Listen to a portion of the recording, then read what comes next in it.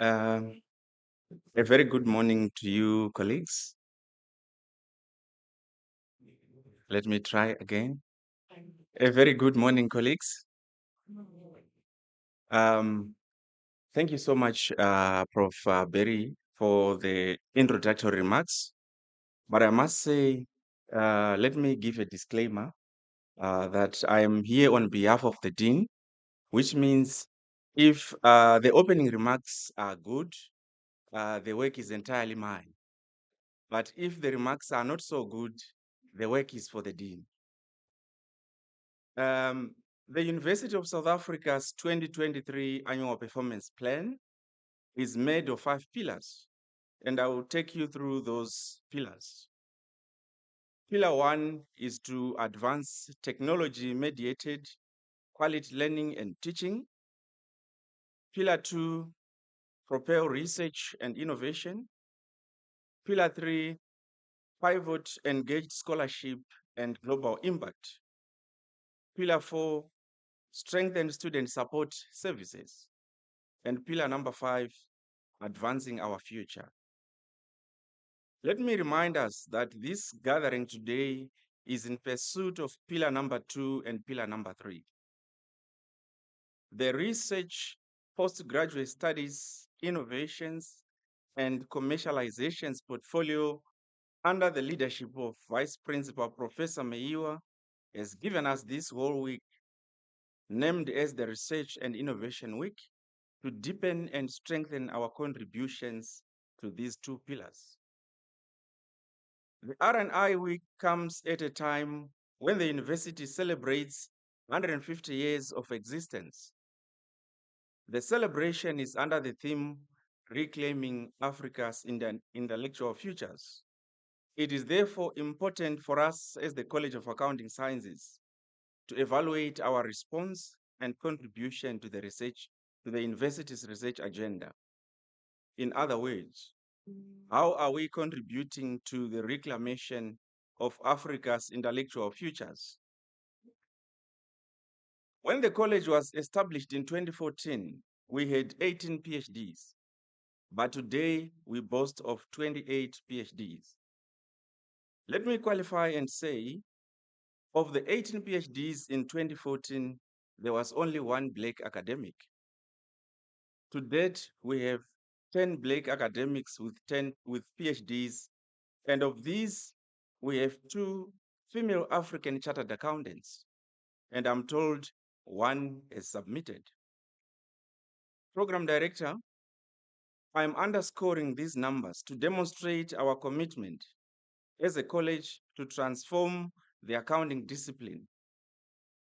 And of course, charity begins at home. Change must begin from within the college before we think about changing the dynamics in the world outside the college.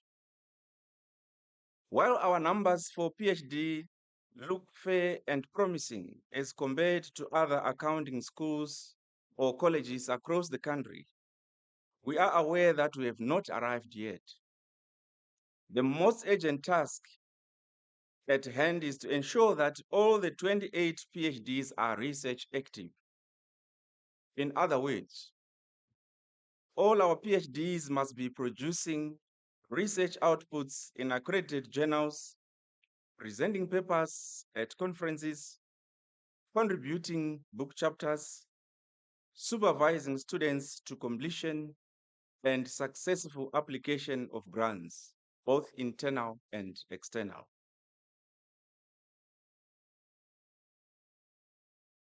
In an effort to meaningfully respond to the call by the university to adopt and grow the catalytic niche areas, which were promulgated by the VC in 2021, the College of Accounting Sciences embarked on a number of initiatives. The first initiative was to select the relevant and suitable niche areas. From a total of 10 available niche areas, the college selected 4. The 4 niche areas selected are the following: energy, under the able leadership of Prof. Rochelle Ramphal. The second is fourth industrial revolution and digitalization, under the able leadership of Prof. Lawrence Erasmus. The third niche area is Odell under the able leadership of Dr. Annelien van Rooyen.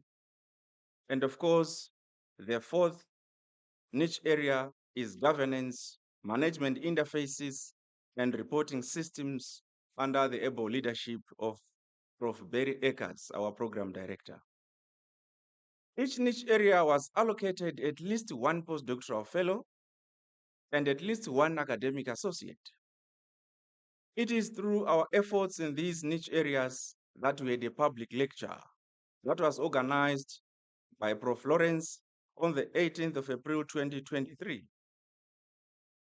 The guest speaker of that public lecture was Prof. Caesar from Turkey, and she's an academic associate in the Department of Financial Governance. Today, we gather to have a conversation arranged by Prof. Akers under the niche area governance, management interfaces, and reporting systems. For that, we are grateful. The second initiative was to increase our postgraduate enrollment. In 2014, the college had 137 M&D students. Today, we have 230 registered students. Our success as a college lies in registering and graduating students. The third initiative was to increase the number of supervisors, both internal and external. In 2014, we had 41 supervisors, but today we have 143 supervisors. This tremendous increase in the number of students and supervisors directly translates into a modest and marginal increase in our graduation rates. The fourth initiative by the college was to recruit postdoctoral fellows under the postdoctoral fellowship program funded by the Research Directorate. In 2014, we had one postdoctoral fellow appointed in the college, but today we have 6 postdoctoral fellows who are physically in the college, and 4 other candidates we have appointed are awaiting visas. I must commend the work being done by our postdoctoral fellows. They are working very hard under their mentors, but in turn, they gladly offered to mentor the developing and emerging researchers, especially those who are registered for the master's and doctoral degrees. The fifth initiative program director was to increase the number of academic associates in the college. In 2014, we had 5 academic associates, and today we have 10 academic associates. The academic associates are making a huge contribution in delivering high impact research. Some are actively supervising our students, and some are mentoring some of the developing and emerging researchers. The last initiative implemented by the college was to have a campaign for staff to register for higher degrees. To date, program director, 41 colleagues are registered for the doctoral degree, and 37 are registered for the master's degree. Our homework as a college is to ensure that these 78 candidates graduate in the shortest possible time. It is our hope and belief that these initiatives will take us closer to achieving UNISA's strategic objectives of advancing research outputs, establishing a global presence through internationalization and high-impact research. Program Director, let me welcome all of you to this session of the College of Accounting Sciences, where we attempt to debunk the myth that accounting is all about numbers. Our theme is entitled Accounting, More Than Simply Counting the Numbers. While for so many centuries we believed that the sole purpose of accounting was to record profits or losses, we came to realize that through the works of scholars like Robert Gray, who argued that beyond reporting financial capital, firms had an obligation to report on other capitals, like manufactured capital, social and relationship capital, human capital, intellectual capital, and natural capital. Please join me in welcoming our guest presenters, Professor Temitope Onfade, all the way from Bristol, the UK, and he will share with us some insights on the African Agenda 2063. Let us also welcome Dr. Olayinka Erin, all the way from Lagos, Nigeria. He will share with us some insights on the United Nations Sustainable Development Goals 2030. And by the way, he assured me that he brought jollof for all of us. And of course, as the saying goes, local is lekere. Please join me in welcoming Dr. Jenny Bota, who is here, who will share with us some insights on extinction accounting. It is my hope that our guests will enjoy our hospitality. And I must say, the program director cautioned me not to say much because he has reserved that part for himself. Let me also extend a word of welcome to all other stakeholders who are following us virtually, all Unisens from outside the College of Accounting Sciences. Last but not least, obviously, I welcome all Unisens from CASE. Colleagues, you are welcome, and please enjoy the proceedings. Thank you, Program Director.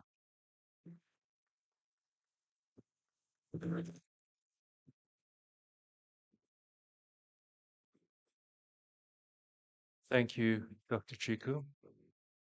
I presume you're going to take credit for this or that speech because it was pretty good. So we won't give it to the dean. For those of you who are not too familiar with the topics that we're going to be discussing today, I just want to remind you to where much of this has started. Many of you who know about the Brundtland Commission that the United Nations set up, they issued their report in 1987, and they defined sustainable development along the lines of development that meets the needs of the present without compromising the needs of the future. So that is the space that I research in. The other thing that I'm quite passionate about and quite disappointed at the same time is the fact that Africa as a continent has failed to develop. And when I say failed to develop, we failed to develop to our capacity, to our potential. Over the last couple of years, um, Dr. Adebayo and myself have been participating in virtual conferences with the University of British Columbia, dealing with Agenda 2063. For those of you who don't know, that is the African Union's plan that was launched in 2013, and it's the plan for the next 50 years to see how Africa can transform and become sustainable. So we've been working with the UBC and with TEMI. For those of you also don't know, I tend to be informal, so I'm going to drop the doctors and the professors and so on. I tend to call people on first names, and every one of you are more than welcome to call me on my first name. My son and his friends call me on my first name, so please do. I know I had a bit of an issue with Dr. Chiku the other day, and I think he's eventually accepted that he's going to call me Barry, so that's great. And in those engagements with Temi and the conferences that he has organized, we realized that there was a very large number of interested scholars in Africa, as well as in the African diaspora, that were concerned about the same things we were. And as a result of that, and by the way, Temi is not an accountant like all of us. He's a lawyer. So Werner, somebody to keep you company. But I see that there's a great synergy between the legal or regulatory environment and the environment that we operate in. Where we operate is really around how do we account? How do we tell people what organizations do? how do we make sure that organizations comply with the regulations or with best practice? So the first speaker that I'd like to introduce is Temi. You've got the program. Um, he was, when I first met him, he was with the University of British Columbia in their law school. He's since moved to University of British Columbia, and he will be talking about the African Union's Agenda 2063. And Temi, if I may please call you. I'm not going to preempt what he's going to say because, believe it or not, although I spent most of yesterday with him, I don't actually know exactly what he's going to say. I think I do, but I'll leave it up to him. Temi?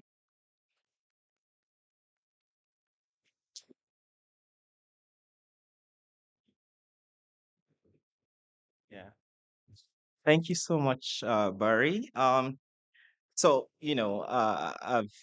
been a Canadian for a couple of years, and because of that, uh, Canadians usually don't have problems calling people by first name.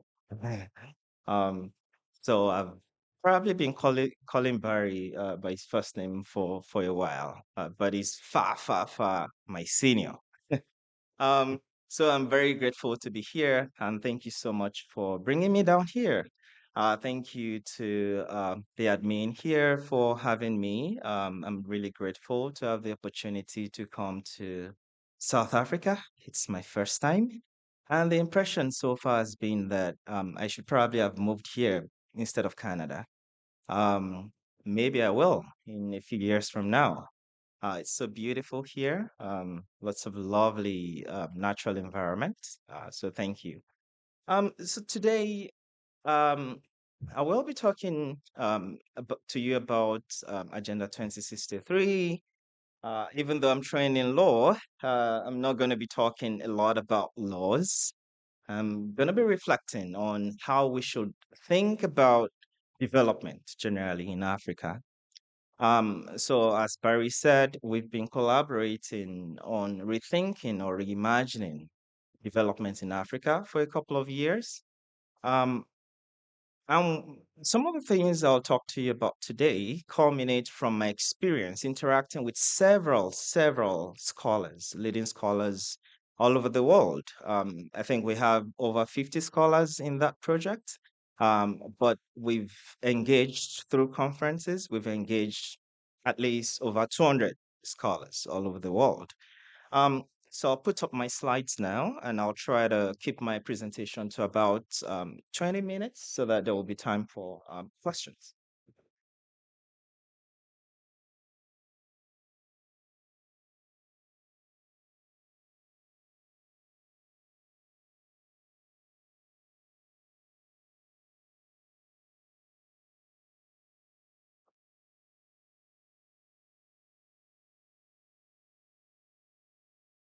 Oh, that's done now.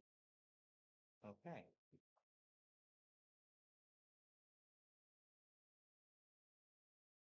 Okay, there you go. Um,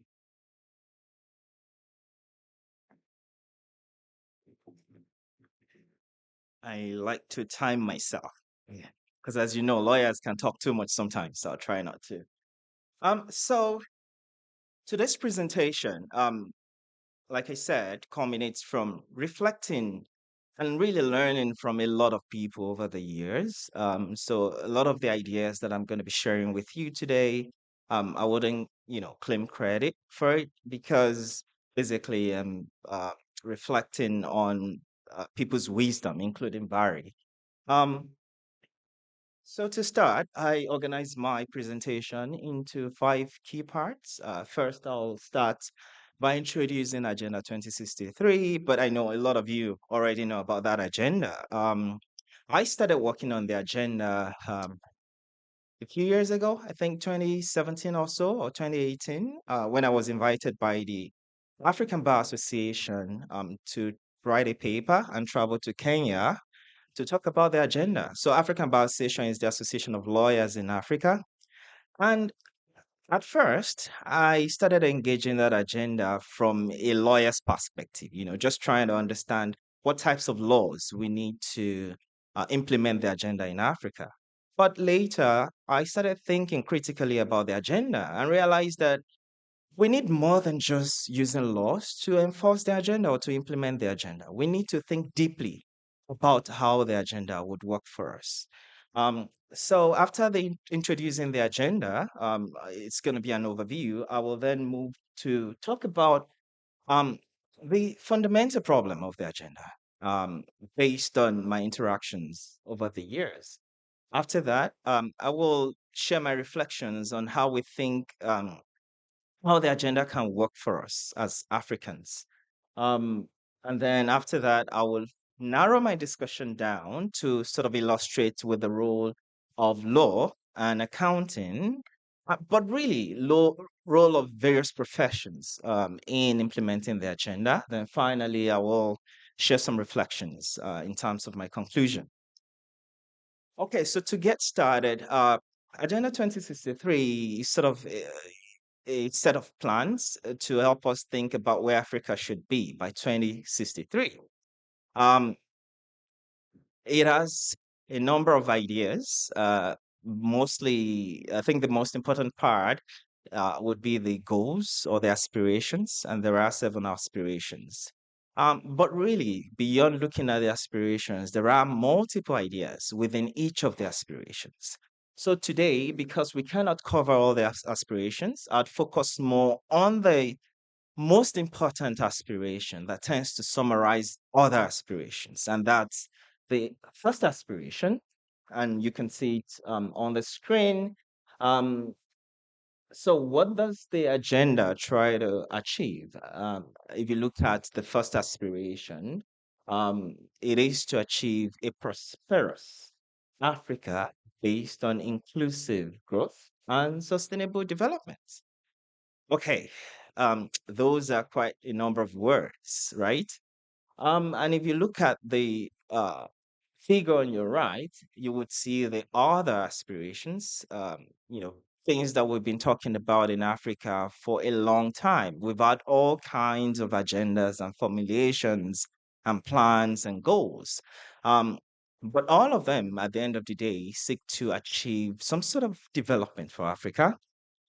So I would say, and I would argue that the most important concept from the Agenda 2063 is sustainable development. And our project has focused on that. Um, so I will use it as a sort of case study to think through the implications of the agenda. Um, okay, so it's good to set a goal, but how do we want to achieve the goal, right? Um, And the plan has done a good job of outlining some ideas about how to achieve the goals. Oh, interesting. Anybody knows what's going on? Okay, I think it's good now. Um, yeah, it's strange when you listen to yourself. Um, so if you look at your screen, you would see a number of ideas collected into a single um, critical factor for success. And you'd find these on page 109 of the agenda. Um, so if you look at the screen, it says we need effective, accountable, and development oriented institutions, efficient and strong bureaucracy, clear and pragmatic development vision and planning, governance structure based on transparent law and rules. Um, this is sort of a presentation. If I was in a class with some of my students, I would ask them, "What's the first impression they get when you read that?" For me, my first impression is that's a lot of words and a lot of concepts in a single critical factor. As scholars, right, we usually want to break down ideas. When you look at this, it's a number of ideas that I would argue are not necessarily consistent, right? And we have that challenge in Africa. We do that all the time. We go to, meetings in Pretoria, in Nairobi, in Lagos. And then we create all these instruments and bring all kinds of ideas together. Mostly, some of our leaders get these ideas from what is happening in other places, right? Maybe they go to United Nations conferences or they look at what other countries are doing. And then they bring those ideas together and say that Africa should pursue those ideas. I think that's inherently problematic, right? Because Africa has a very different context. Um, for now, let's assume that these ideas are what we're hoping to, or how we're hoping to get to the objective of sustainable development. Um, and if you look at on your right of of the screen, you would see that some of the other ideas in the agenda they revolve around some of the keywords that I underline from that quotation. Um, and from those keywords, you can see where the idea of counting or accountability is important, right? It is one of the key terms, the second term there. But you can also see where law comes in and rules. You can also see that I underline those. And you can see governance, development, all these big ideas. Okay. Now, having set that context, what is the fundamental problem? From my interaction over the years with people that are much more wiser than me, like Barry, and lots of colleagues all over the world. And we're currently actually working on a book from the project. And from the submissions for the book, I think we have over 30. Can already see some of those conflicts, right? There are people pushing indigenous knowledge ideas. There are those pushing more of colonial and post colonial ideas. What that tells me is that we need a way to really reconcile some of the inherent inconsistencies in the way we think about sustainable development. Um, Inconsistencies or conflicts are not necessarily bad, right? Sometimes you need conflicts to arrive at the best solutions, but inconsistencies need to be taken seriously, and we need to find a way to think about how how ideas can work together. And that's the crux of my presentation today, and the crux of what I'm hoping to achieve with this presentation. Um, so for me, the fundamental problem with Agenda 2063, and to be clear, there are several problems and several challenges, but one that comes out clearly as a central problem, which is fundamental, is that there are several ideas or concepts that are driving the agenda, that underline the agenda, but with assumptions that do not necessarily go together. So we have incongruency. We can quickly illustrate with the idea of even development or sustainable development. So for those of us, familiar with those concepts, you would know that the idea of development is, very old. And the idea of sustainable development is also very old. Even though the Brundtland Commission, as Barry mentioned, in 1987 released a report called Our Common Future, and that report was later implemented in 1992 because it was introduced into various regimes that started in 1992, including the climate regime, the United Nations Framework Convention on Climate Change, the biodiversity regime, the Biodiversity Convention, uh, Agenda 26, Agenda 20, the Agenda for the 21st Century. It's called Agenda 21, which has really driven the development idea, right? Including the Millennium Development Goals and the Sustainable Development Goals. Also, the Forest Principles in 1992. And then we've got other minor instruments. From what I've said, you would see that The Brundtland Commission's conceptualization of sustainable development became influential in 1992 at the United Nations Conference on Environment and Development, also called the Earth Summit. Now, if you go back before the Brundtland Commission, we actually had the concept of sustainable development. In 1980, the IUCN, the International Union for the Conservation of Nature, produced a report that introduced sustainable development for the first time. That was the first major instrument that introduced that concept. Now, the way the IUCN conceived sustainable development was far different from the way the Brundtland Commission later made sense of that concept. Now, the concept of sustainable development developed by the Brundtland Commission is way more influential now. Basically, that's the one that we're all pursuing and that we're practicing, that governments are pursuing. Now, what's the point of this illustration? The point is to tell you that that concept basically was influenced by Western ideas, mostly, right? Because Grover Allen Bertland, the person that led that commission, was someone from the West. And basically, they developed ideas that worked for the West. Before that, we had the concept of sustainability that different communities have practiced for generations, right?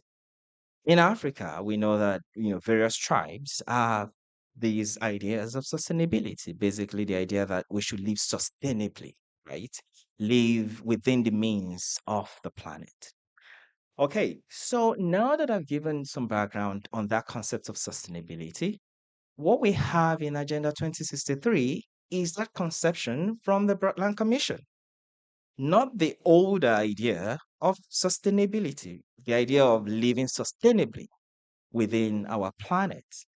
Okay, so let's move now away from this illustration. So this is just one illustration of the central concept in Agenda 2063 that our governments are trying to achieve.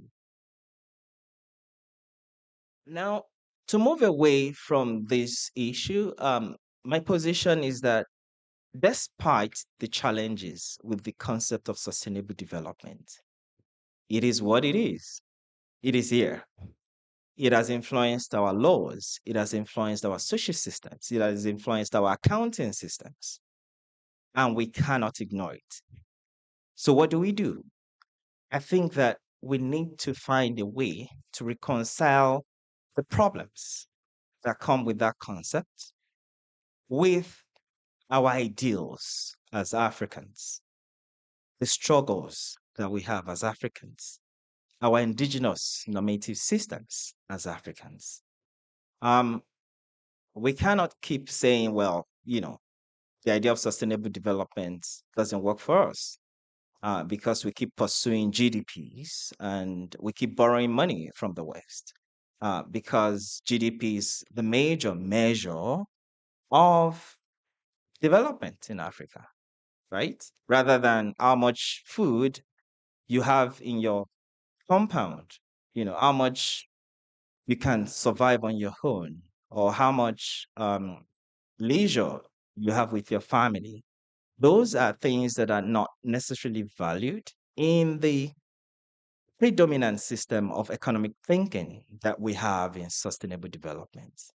But unfortunately, that system it keeps serving us a disadvantage for Africans because we're just not strong enough within that neoclassical system. And that's the way the world runs. So, my proposal is that we need to find a way to survive within that predominant concept. How do we do that?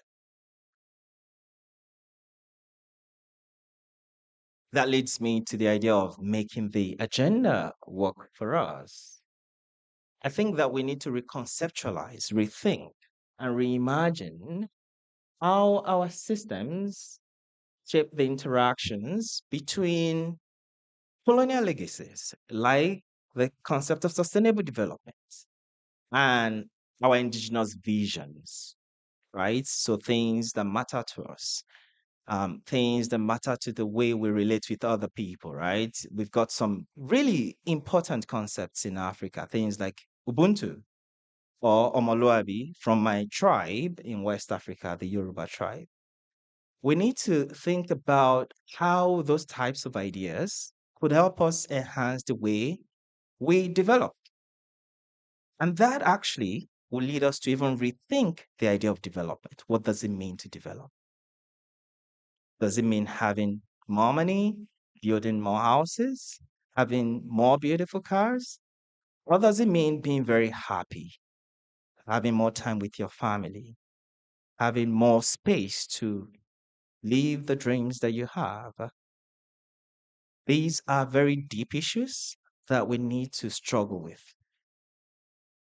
Okay, so how do we struggle with this? A new idea that I'm floating for the first time, and I've actually never mentioned this even in our conferences over the years, but I suspect this is going to be the idea that I'm going to be engaging in this project, but in the next maybe 20 years, the idea of transmodality. Transmodality. And what do I mean?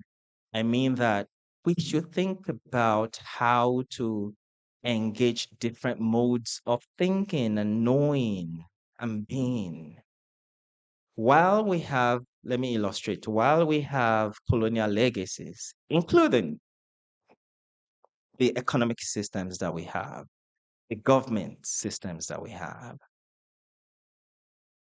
and also struggling to introduce our indigenous values into those systems. I think what we need to do is to find the way to harness the interactions between those two different systems. And that's what I mean by transmodality. Moving across modes of thinking, knowing, being, and then trying to harness the opportunities from that thinking. How do we do that? I don't know yet. Maybe Barry is going to give me some insight and the other people from this project. But I have done some work that could inform some of those ideas. For instance, I have done some work on how to. I was just telling Barry about an article that I submitted in 2016 to the Journal of Risk Research that was just published last week. 7 years, academics really struggle.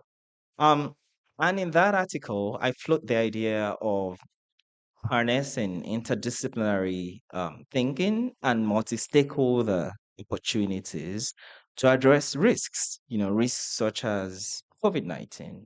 But I use the case study of Ebola virus disease. Now, that is just one component of transmodal thinking, right? We should center transmodal thinking around people, around different disciplines, rather than focusing on just one discipline, also around different stakeholders, not just experts, but also people with lived experiences within communities, people who can tell us about their interactions with oceans and rivers around them, forests around them, and bring their values into mainstream policy thinking, mainstream business thinking, and so on and so forth. Um, so I illustrate the idea of transmodality here. Um, There are three major components, at least based on my thinking so far. You can see that we have colonial legacies, like nation states, so economic systems. We've got indigenous systems, so things like our indigenous knowledge systems, Ubuntu, um, values such as Omoluabi. How do we then bring all those two together? I think people should be at the center. And when I say people, I don't mean just experts, technical experts. I also mean community folks, people that can share their wisdom, our elders, and so on and so forth. They should then bring those two together. The combination of, for instance, experts, government policy officials, who represents sort of colonial legacies. I mean, that's overgeneralization, but you get the idea just to have some sort of category. And then community folks who bring indigenous wisdom, and then they come together and build knowledge, build the way we should live, build how we should define development, and so on and so forth. That's the summary of what I call the transmodal framework, moving across modes and integrating modes and harnessing modes. Okay, so not quite talking about laws, but role of law and accounting. I do think that we need to then move beyond our technical approach to law and accounting. Lawyers, we've focused on rules. I mean, including me, I used to practice law, right? And when you go to courts, you don't tell courts about transmodal thinking, you tell them about sections of laws and cases. But we need to move beyond that technical thinking and not focus on just rules. We need to focus on things beyond rules. So things like values that should inform rules. So it's not just about enforcing laws. Accountants have, focused quite a bit on, numbers and finance and so on and so forth. I think we need to think about things beyond that, beyond numbers, things about qualitative values, things that you cannot measure, right? With numbers. How do you measure happiness with numbers? I think we should then use these disciplines, frame them, their contributions to development through transmodal thinking and transmodal framework. And for me, that's about it. There are a number of steps. I mean, these are big ideas. When it comes to implementation, that's something else. Um, but I think that we can do it. Not something easy to do. It's going to take a really long time, but we have to start thinking towards that direction. And I hope, as we used to say in primary school when we're debating, I hope I have been able to confuse you and not convince you to agree with me. But I mean the other way around. I hope I've been able to convince you to start thinking transmodally about these issues. Thank you very much. That would be my presentation.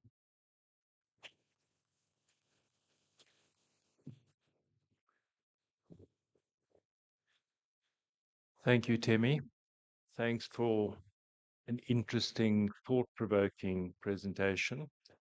One of the reasons why Temi was here, and I mentioned right at the beginning, that unlike us, he's a lawyer, because the world and research is moving, and I know you're calling it transmodal, which is a different level of thinking, but towards more of an integrated approach. I think the law and accounting, there are lots of synergies, and that is why Temi is not only here, but also a member of the research proposal, the research project that I will discuss right at the end. So, Temi, thank you very much.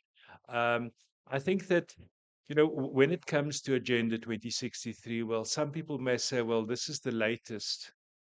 The fact is that since independence of most African countries, very, very few have managed to sustain themselves, have managed to grow socioeconomically. But there are lots of reasons, and I can see, well, nobody's going to say it, but probably one of the biggest problems that we have is corruption in Africa broadly. Not only saying, and I know that my former PhD supervisor used to say, well, Africa's not the only continent that's corrupt. Corruption's around the world. The fact is that might be true. America may be the most corrupt country in the world, but the impact of politicians and the impact of corruption is not as great in America on the people, on the communities, as it is in Africa. Here, corruption is devastating. We go through, and for the two people who are in South Africa for the first time, I hope you enjoy load shedding. You must have experienced it. That is unfortunately one of the realities. And after Jenny speaks, I'll talk a little bit about load shedding and about how do we balance that level of thinking, the transmodality, when you have organizations that are state-owned, state-funded, often consume a huge amount of public resources that need to provide public goods and services in a sustainable manner that don't. But they might do other things. So it's around finding that balance. And I think, Jenny, you will probably deal with a lot of the issues around transmodality. because it's a different way of dealing with the people issue, because people are not just an issue, people are the reason that we exist. We are humanity. So, how do we interact with our communities as businesses, as universities, in the conservation space? I was looking at a paper the other day, a paper that I'm working on, that spoke about rhino poaching. Now, everybody here knows rhino poaching is such a big deal. Yes, it is. But many of the communities surrounding these ecologically sensitive or environmentally sensitive areas are impoverished. There are no opportunities. There's no jobs. There's no entrepreneurial opportunities. How do we change that kind of thinking? Because some people poach for the pot because they're hungry. Others poach because it's opportunistic. I don't have a job, so I'm going to earn 2,000 or 5,000 US dollars for a rhino horn. That's going to sustain their family for quite some time. So how do we find that balance? I'm not going to preempt too much of what Jenny's going to say, and I know she's going to be dealing with communities in the conservation space, and some of it will deal with the transmodality issue. So thank you very much, Temi. Um, Let me introduce the next speaker. The next speaker, Alinka, um, is a senior lecturer at Angkor University in Lagos. On the 1st of July, he will be joining us as a postdoctoral fellow, supposedly under my mentorship. But, when I looked at his Google Scholar profile, much more impressive than I've ever been. More citations, more publications, better journals. So I think I'm going to be learning a lot from him in the next 3 years. But he's already written a paper that we were looking at presenting at a conference that dealt with the contribution of the accounting profession to the Sustainable Development Goals. The Sustainable Development Goals is directly incorporated into Agenda 2063. So let me please welcome Alinka to come and do his presentation. Thank you.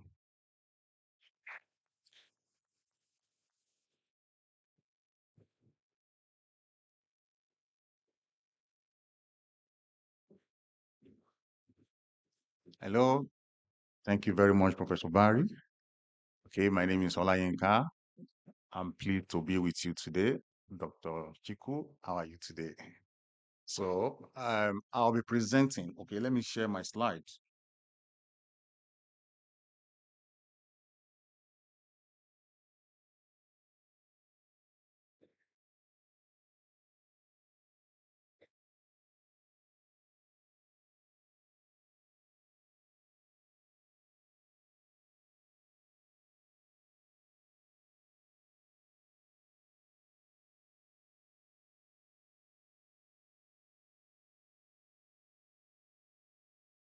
Okay, thank you very much. The lawyer has spoken already, so the accountant is now the turn of accountant to speak. So I'll be talking about the role of accounting, the contribution of accounting profession to sustainable development goal. So that's what I'll be talking about today. But I don't know if I don't know you. I don't want to be scrolling the slide at the same time be presenting. I don't know who can do that for me because of time. So I would like to take like 25 minutes to do my presentation. So as I've said, I'll be looking at the potential contribution of accounting profession to sustainable development goal. You will know that recently that the accounting profession, just like the theme of this week, is moving beyond the numbers, and that is what the accounting is all about today. So the accounting profession is actually moving from the numbers to sustainability, to business best business practices in the globe. So, and that is why my talk today is going to be both from practitioner perspective and also from academic perspective. So that's what I'll be I'll be looking at. And the area of discussion, I'll be looking at the introduction, and also I will talk about the mapping contribution of accounting profession towards the SDG and the key roles of professional accountants in sustainable business. So I will also talk about the accounting profession role in traditional and sustainable business. And as you all know that this is a research week, and also I'll be looking at areas of research, areas of further research relating to accounting and SDG, and then I will conclude. Now, my journey towards sustainability started in 2019, where I was invited by the World Bank and PAFA. That's PAFA. That's the accounting body that regulates accounting in Africa, to talk about the the role of transparency in contributing to SDG in Africa at the African Congress of Accountants in Marrakech in Morocco. So it is important for us to know that accountants now goes beyond preparing financial statements. We are to be seen as being a business partner, to the executive in organizations, to CEOs, and to people that, that drives governance in organization. Okay, so it is important to understand that accountants now are seen as major drivers of corporate strategy, and them seen as major driver of sustainable business in corporate organizations. So now the SDG is, we all know, Sustainable Development Goal replaced the Millennium Development Goal in 2016, where most countries met to adopt the SDG, which has 17 goals. So we all know about that, and the 17 goal actually represent the global goal, and that every organization, every government institution should ensure they meet these goals in 2030. And so that's the Sustainable Development Goal. And actually, Sustainable Development Goal has started since, just like the Portland said, that is to ensure that we have an inclusive economy, we have, justice, equality, to end hunger, and also education and all that. So that's what the Sustainable Development Goal is all about. So, but how do we accountants, how do we contribute, how do we fit into this goal? So the World Business Forum for Sustainable Development notes that accountants, we are the one that is going to save the world. So in the future, some people are saying that the accounting profession will be phased out with the introduction of AI, though I don't see that happening. We understand, because accounting as a profession, we do more, we deal with more of social relationship now. Okay, so how are they going to save the world? Right? Because accountants are inclusive in governance, in disclosure, minimizing errors in organization, ensuring that organization, they keep to best practices. All right, so that's this. And also, as a professional accountant with a skill, so we are expected to contribute to corporate strategy decisions, due diligence, and anti-corruption, within the business circle and corporate organization. Okay, so now let's look at the mapping the accounting profession towards the SDG. Now, IFAC, that's the International Federation of Accountants, actually identify 8 SDGs and 17 targets that directly involves the role of accountants in SDG or sustainability. And so I'll be looking at each of these goals and how they actually and how accountants can actually influence policies relating to sustainability, either directly or indirectly. Okay, so the first SDG goal is that actually deals with the accounting contribution towards SDG is quality education. So how do we mean by quality education? Is the accountant that's going to provide them free education and all that? So accountants, either in practice or in business, can actually influence, sustainability. We also can act as the role of educators, educating those in governance, concerning the issue of education. Okay, so and also to address the issue of financial literacy in the public space. So and these days now that we talk about financial inclusion, so it's also one of the roles of accountants to also pursue that agenda. Okay, so SDG 4 is one of the one of the goals that accountants are really involved, and under the SDG you have the target 3 and the target 6 that actually talks about identifying, common pool that can drive, a quality education. And also the second SDG is SDG 5, gender equality.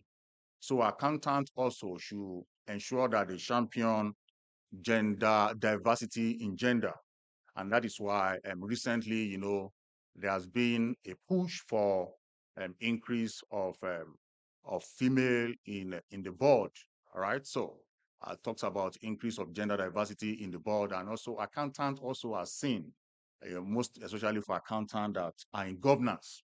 You understand, to champion that, and also there have been a law, actually the issue of corporate governance that that have implemented that 25% of women should be in the board. All right, so that's one of the goals um, that that map out the accounting profession contribution towards the SDG. And then we have the SDG 8 that talks about the decent work and economic growth. Under this place, we have the target 1 and target 3 that actually talks about the role of accounting. As you all know that for the fact that accounting profession is within the subset of the economy, we are also expected to contribute to the larger economy, right? The macroeconomic space, the capital market, the influence the capital market decision and all that. So one of the ways accounting profession can contribute to SDG is through decent work and also through economic growth, ensuring that accountants also support government initiatives and policies that relate with macroeconomic policy. So under this, so there should be continuous commitment to build capacity of the profession and public accountants in business. Also, we have goal number 4 and goal number 9, sorry, which talks about industry innovation and infrastructure. So under it, we have the target 4 and target 5A. So under this place, we have accountants can also drive public and private sector governance and also financial management. So as you all know that either accountant in the public practice or private practice, these days we collaborate to ensure that we foster greater transparency, between businesses. Okay, and then we have goal number 12 that talks about responsible consumption and production. So, accountant in business should ensure that the value chain process and strategy create value for stakeholders, and with this, it should ensure that it influences responsible consumption and production. And lastly is climate change. So climate change, as you all know, that one of the goals of the SDG is the climate change, and how do accountants come within this space is to ensure that they identify issue of risk and disclose issue relating to climate change risk and changes. So these are how accountants contribute. So as you all know that the work of accountant majorly is disclosure, influencing business partners, and within the organization. Okay, and we have a goal number 16: peace, justice, and strong institution. Targets as target 5 and target 6. So accountant should be a good advocate for good governance within corporate institution and also within the public institutions. As you all know, the accountants are in every field. Okay, and also to strengthen capacity of accountants to monitor and control fraud, corruption, and money laundering.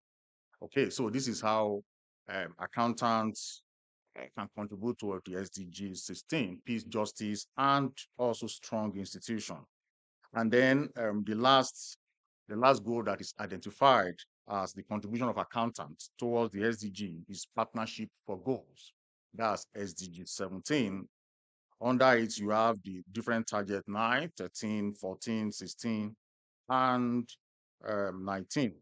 Okay, so accountants should identify partnership that could ensure that all the sustainable development goals are actually realized. So as you all know that one of the work of accountants in organization is to create value. You understand, create value for the customers, create value for the stakeholders and others. So doing that, it will ensure that SDG 17 partnership for goal is realized. Okay, now I want to talk briefly about the key roles of accounting profession in sustainable business, right? The key roles. So accountants, we actually have 4 key roles to play in sustainable business. So as you all know that the issue of SDG, sustainability, is a very wide concept. So under it, you have the issue of sustainable business, you have the issue of sustainable financing, you have the issue of sustainability itself, and other non-financial reporting practices. Okay, so briefly, let's look at what are the key roles of the accounting profession, in sustainable business. Okay, one that is identified is as accountants, we are creators of values. Accountants are creators of value. And one of the goals of every organization is to create value for its stakeholders.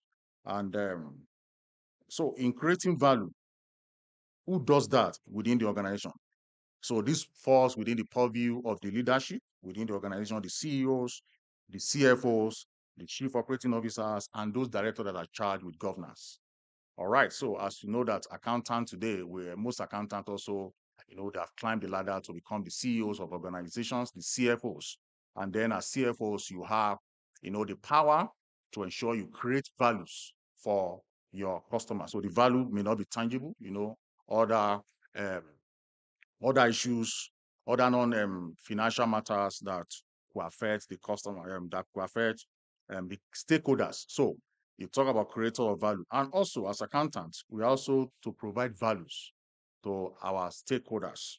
So who does that within the organizations? You have the cost accountants, you have the business controllers, the financial managers. So these are people that are in the managerial position within the organization to ensure that they provide values for their stakeholders. I also know that in agency theory, you will talk about the principal and the agent are the managers, that are charged with the responsibility of providing values for their stakeholders. And also, one of the key roles of accountants is they are keepers of values. They are keepers of values. So this falls within the purview of the business assurance managers, the risk managers, the internal control managers within the organization. So they are to ensure they keep values. So I mean, the values we talk about here, the tangible could be capital, social, natural, and all that.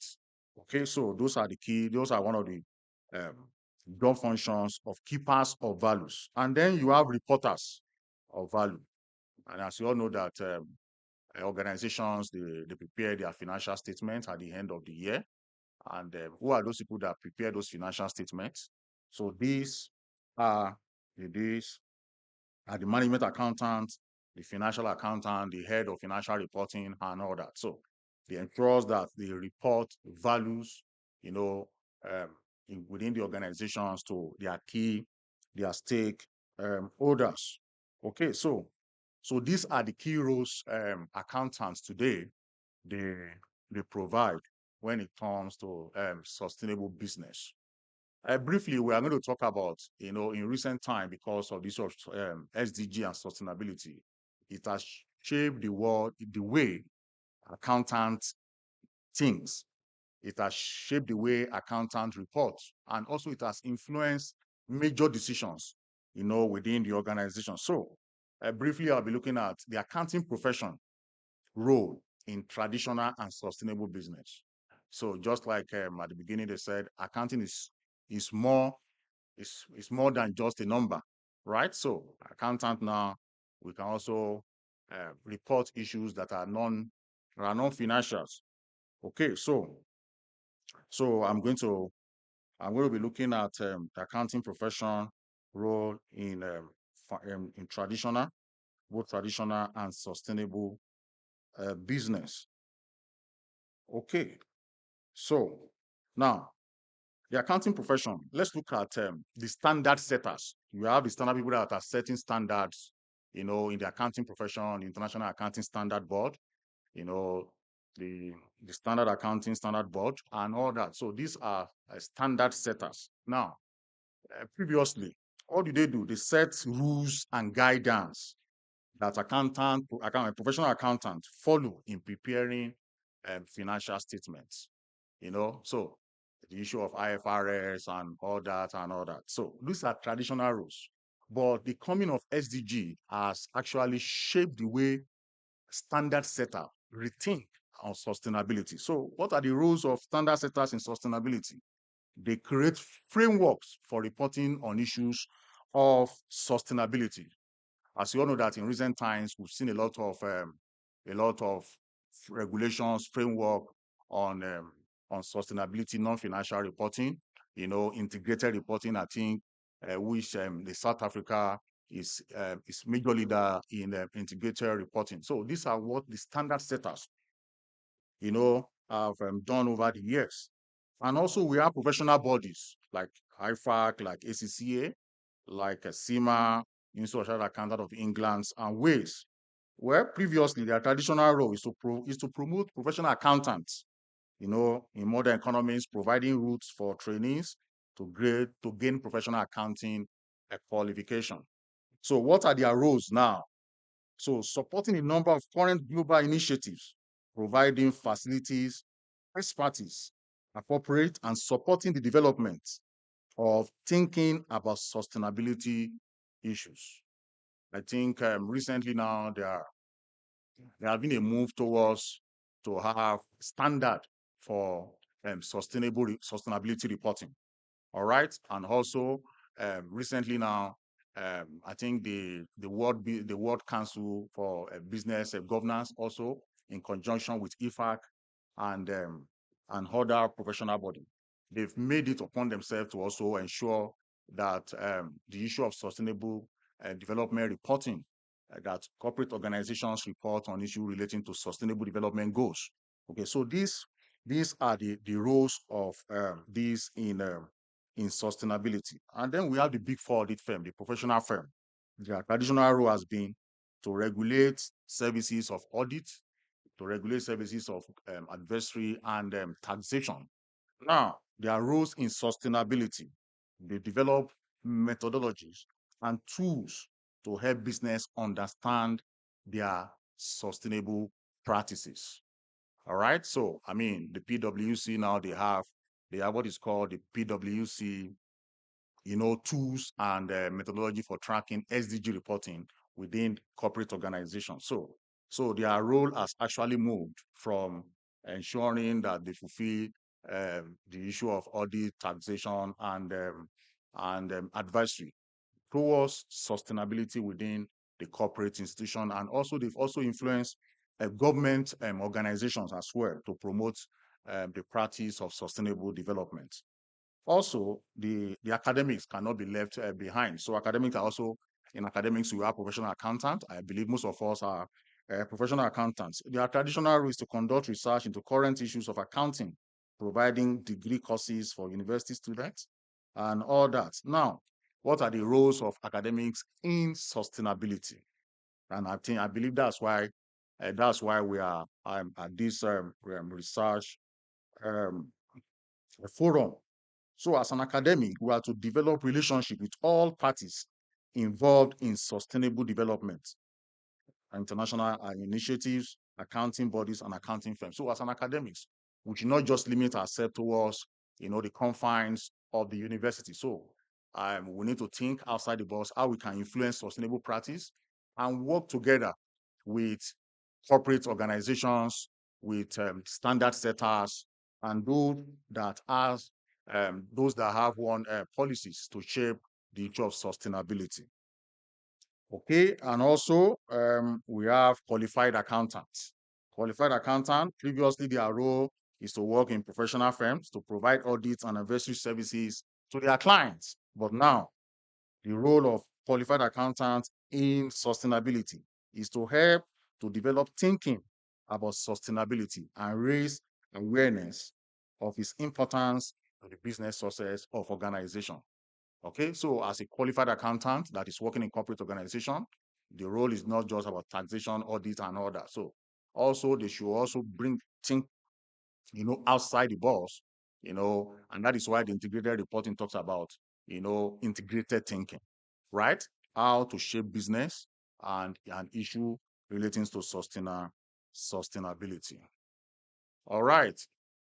Now, let's look at recent accounting contributors towards SDG research.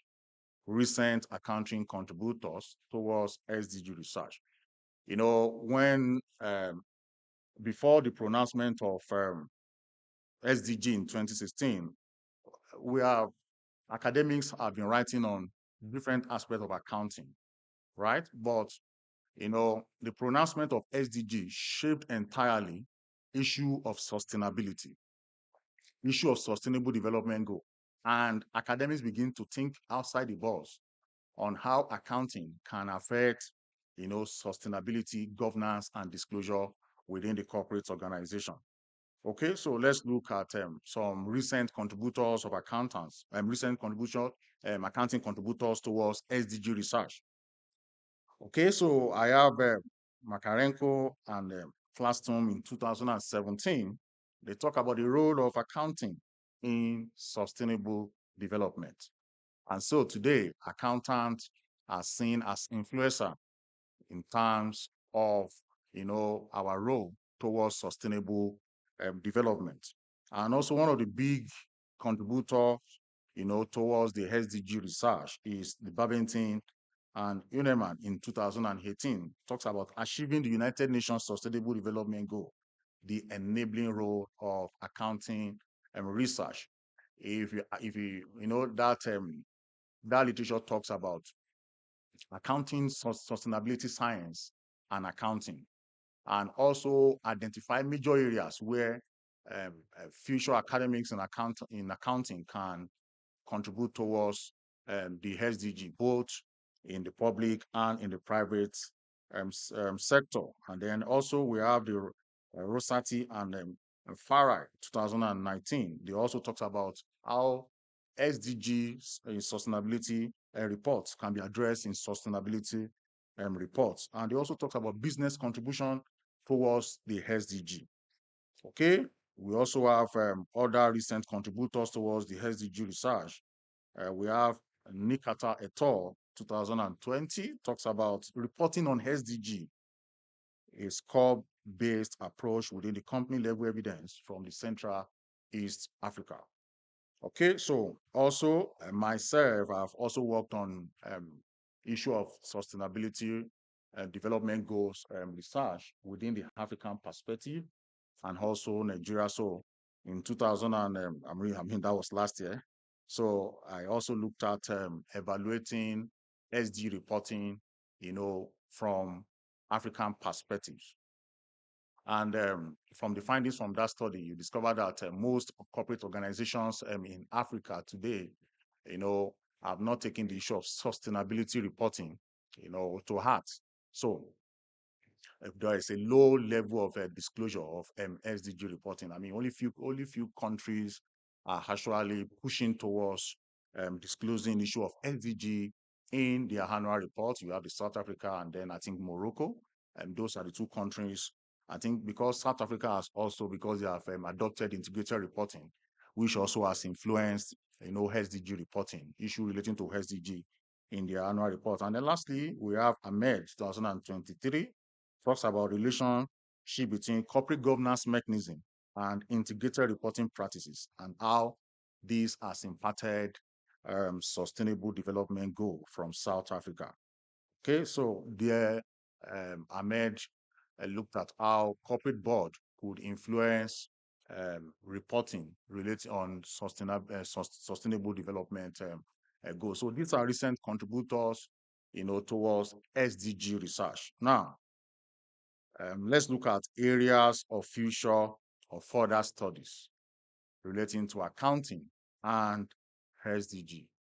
There are few studies on SDG and sustainability issue in the public sector entity. Okay, so as an academic, these are the areas I think we should be looking towards. Okay, so the issue of sustainability and SDG, in the public sector entity. There are some studies that have been carried out in Italy, in Germany, and I think also in Finland on the issue of public sector entity. I know there are some studies on public sector entity, but I mean in relation to SDG now, we have few studies on that. So these are areas of future research we should be considering. And also we should look at the role of the professional accounting organization in influencing corporate SDG reporting. Okay, so how as the professional accounting organization, maybe within the African setting, has also influenced SDG. And now also with area of future study, we should also be looking at the link between the ESG, that's economic, social, and governance, and how does it affect SDG reporting in corporate organizations.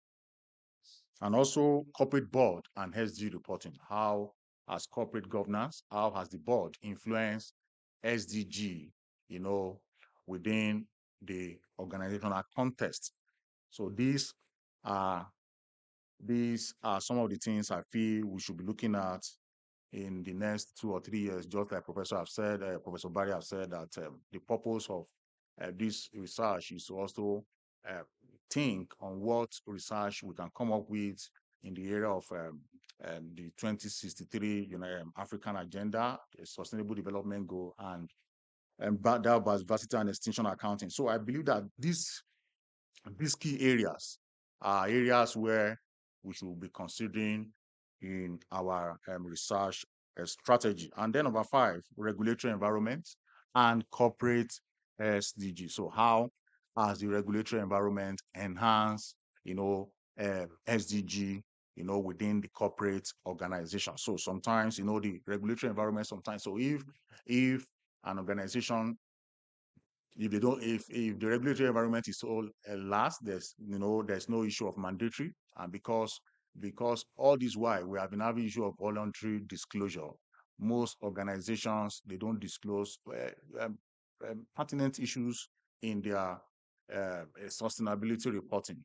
So if there are issue of mandatory reporting, mandatory enforcement on what to be disclosed, in the sustainability reporting, I think these are major areas. And lastly, what are the stakeholders' role? The NGOs, the institutional investors, how can they also influence, SDG within the corporate institutions? So these are areas I feel that in the next 2 or 3 years we should be looking at in our contribution towards sustainability and non-financial reporting. Okay, so the accounting profession has come a long way, either directly or indirectly, to influence sustainable business and SDG, either within the private sector entity or within the public sector entity. So as accountant, as I've said, that accountants are going to save the world. So I believe that from what I've presented now, you've got a lot of ideas that we can work with within the next 2 to 3 or 4, 5 years on our research strategy. Okay, I want to thank you for giving me this opportunity to talk to you today. Thank you.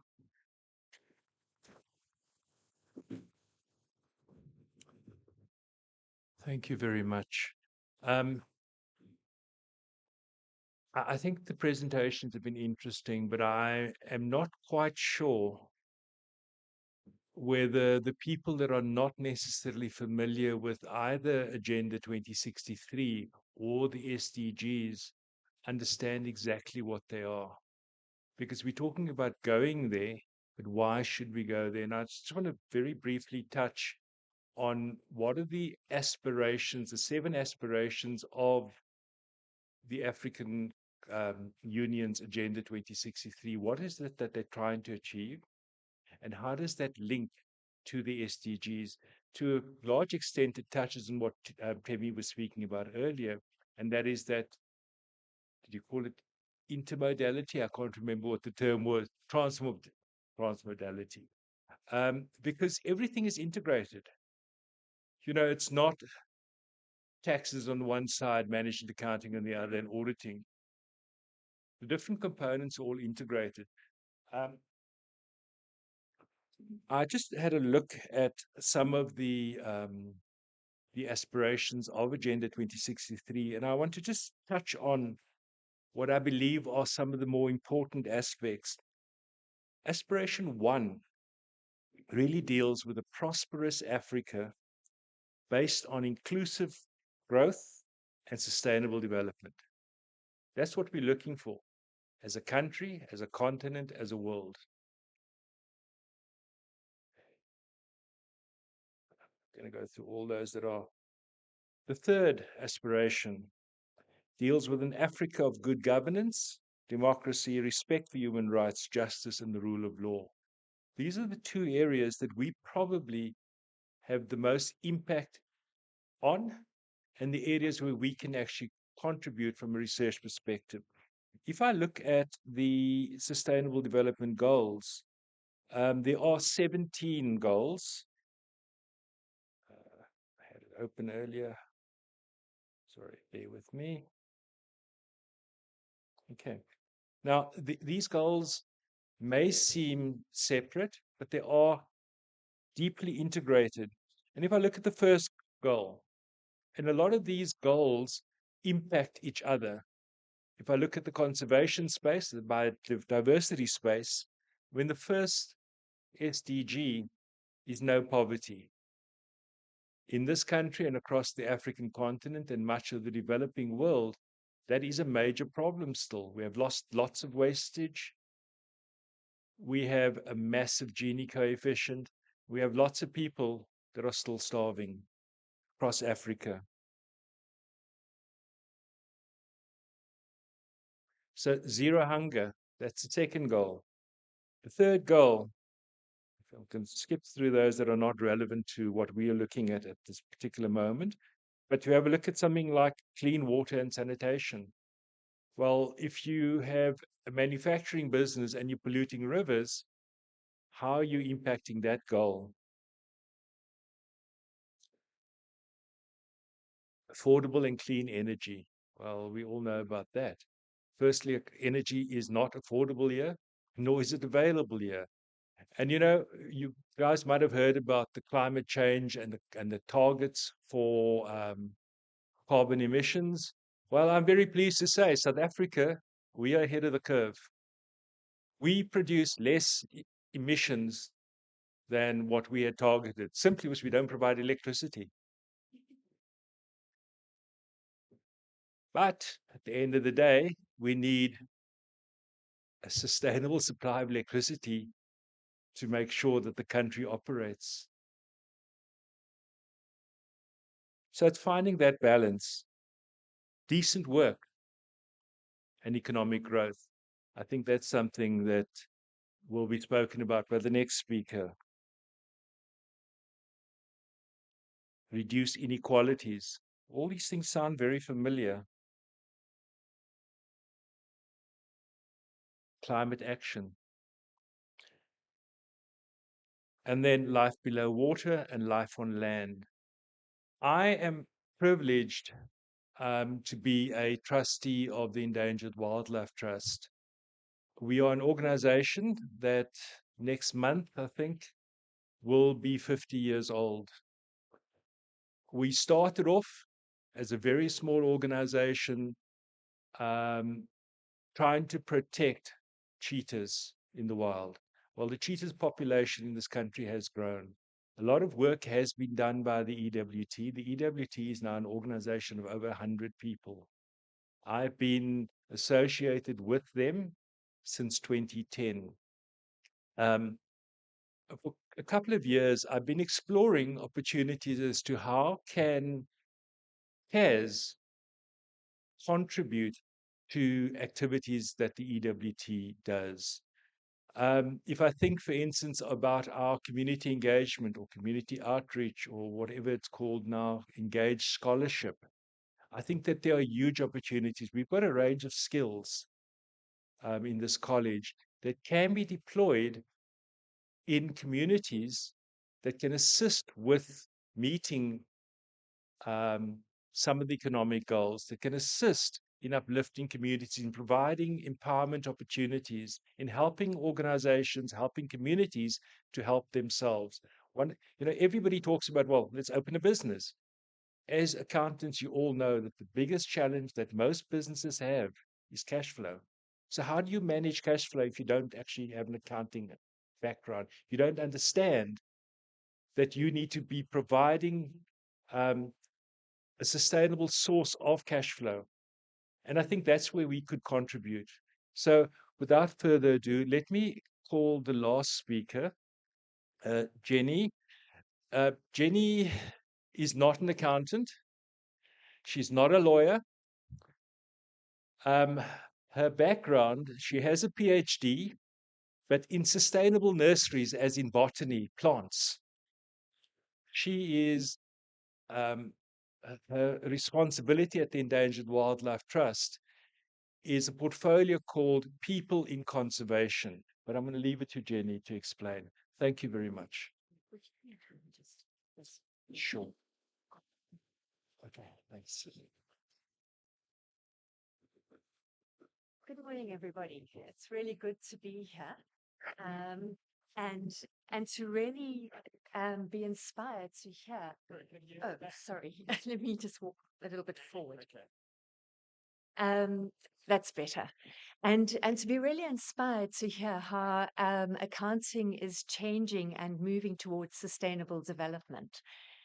But I want to start off by asking you, we're all prepared now for the power outages, but are you prepared for the next time that water does not run out of your taps? And I'm not talking about an infrastructure breakdown. I'm talking about permanently. How many of us in 2016 imagined that a city like Cape Town would run out of water? Similarly, how many of us were prepared for the COVID pandemic? And so the question I'd like to ask today is, can we carry on with business as usual? In my presentation, let me just swap here.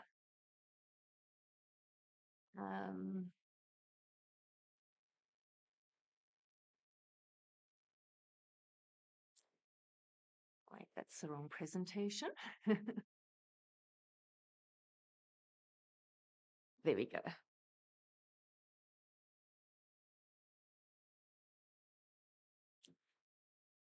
In my presentation, I'm going to look at biodiversity accounting, with the little bit I know about accounting, which is quite dangerous, and ask the question, how can CAs contribute to reversing the extinction trend?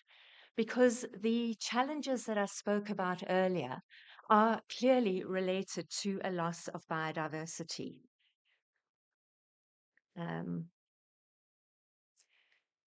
The last global assessment of biodiversity has estimated that almost 1 million species are about to go extinct. And many of these are likely to go extinct in the next few years. For many of us, this is obviously a crisis. We've all heard about the crisis on many occasions. But what can we actually do about it? the situation is so dire, so desperate, that many of us feel completely overwhelmed.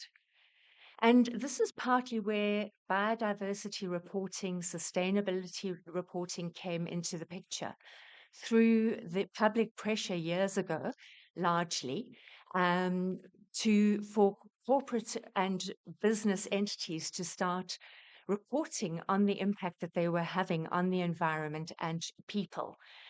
Because we all know that these are some of the biggest contributors to challenges we're facing with biodiversity loss and other social issues. As much as they contribute positively in many ways, and we need the products that are being made, many of the impacts are extremely severe. Biodiversity extinction accounting arose after this because of critiques that the original sustainability reporting was not meeting the mark. Largely, people or corporates were reporting to obtain legitimacy, a license to operate, as it's called in the mining sector, and recognition for their efforts. But the data that was coming out was weak and not particularly informative. And we heard this morning that a lot of the sustainability reporting is still being critiqued for the same issues. Biodiversity and extinction reporting takes sustainability reporting to the next level by enabling corporates to be able to develop conservation management plans to monitor the impact of their business on biodiversity, but at the same time also be able to report back on some of the impacts that they're having and positive instances where they have been able to make a difference. There has been some reported change in the positive direction, especially through improved understanding by corporates and businesses that species diversity is being impacted by their organizations, and people becoming more concerned about the impacts. However, again, a lot of the reporting is limited to charismatic species or those that benefit the company or people. And there's still a lot of impression management and greenwashing that is occurring. So there is a long way to go. So in this presentation, I'm going to start off by asking the question, why should we bother that biodiversity loss is increasing or taking place at such an unprecedented rate? And if we do care, what, if anything, can be done to reverse the loss and other environmental threats that humanity is facing? Climate change is but one, and it is not the most important one. Contamination and of the environment, air pollution, all these other factors are having dire consequences for us as well as species. And then finally, how can you contribute as CAs? Can you keep an eye on the time for me? I talk too much. So why bother? What difference could it possibly make if there is 1 or even 2,000 less plants or animals on this earth? Well, looking at South Africa, many of our most strategic water resource areas occur within our most biodiverse areas. So many of these fall in areas that are being targeted for mining because they also unfortunately happen to be mineral rich areas. But the question remains, can we drink water? I mean, can we drink minerals at the end of the day if we haven't managed our water resources effectively? To give you an indication, freshwater species have declined by 83% since 1970, according to a WWF report, which shows that water management across the globe is becoming a crisis. And as I mentioned, many of our most important economic contributors also occur within high value conservation and agricultural regions. So the United Nations Environmental Programme's Intergovernmental Science Policy Platform on Biodiversity and Ecosystem Services um, has identified three contributions, three contributions to people through nature. These are regulating contributions, material and non-material contributions. Regulating is what it sounds like: habitat maintenance, pollination, soil formation, and then the regulation of air, water, ocean acidification, managing hazards and extreme events like floods. What is the cost of all the floods and the droughts that we've experienced recently? And the impact of COVID, not only financially, but in terms of our society. And so organisms are also that potentially are hazardous to humans are also regulated through biodiversity. Material contributions include energy, food, fiber, materials we use for building, medicinal plants, biochemical and genetic resources.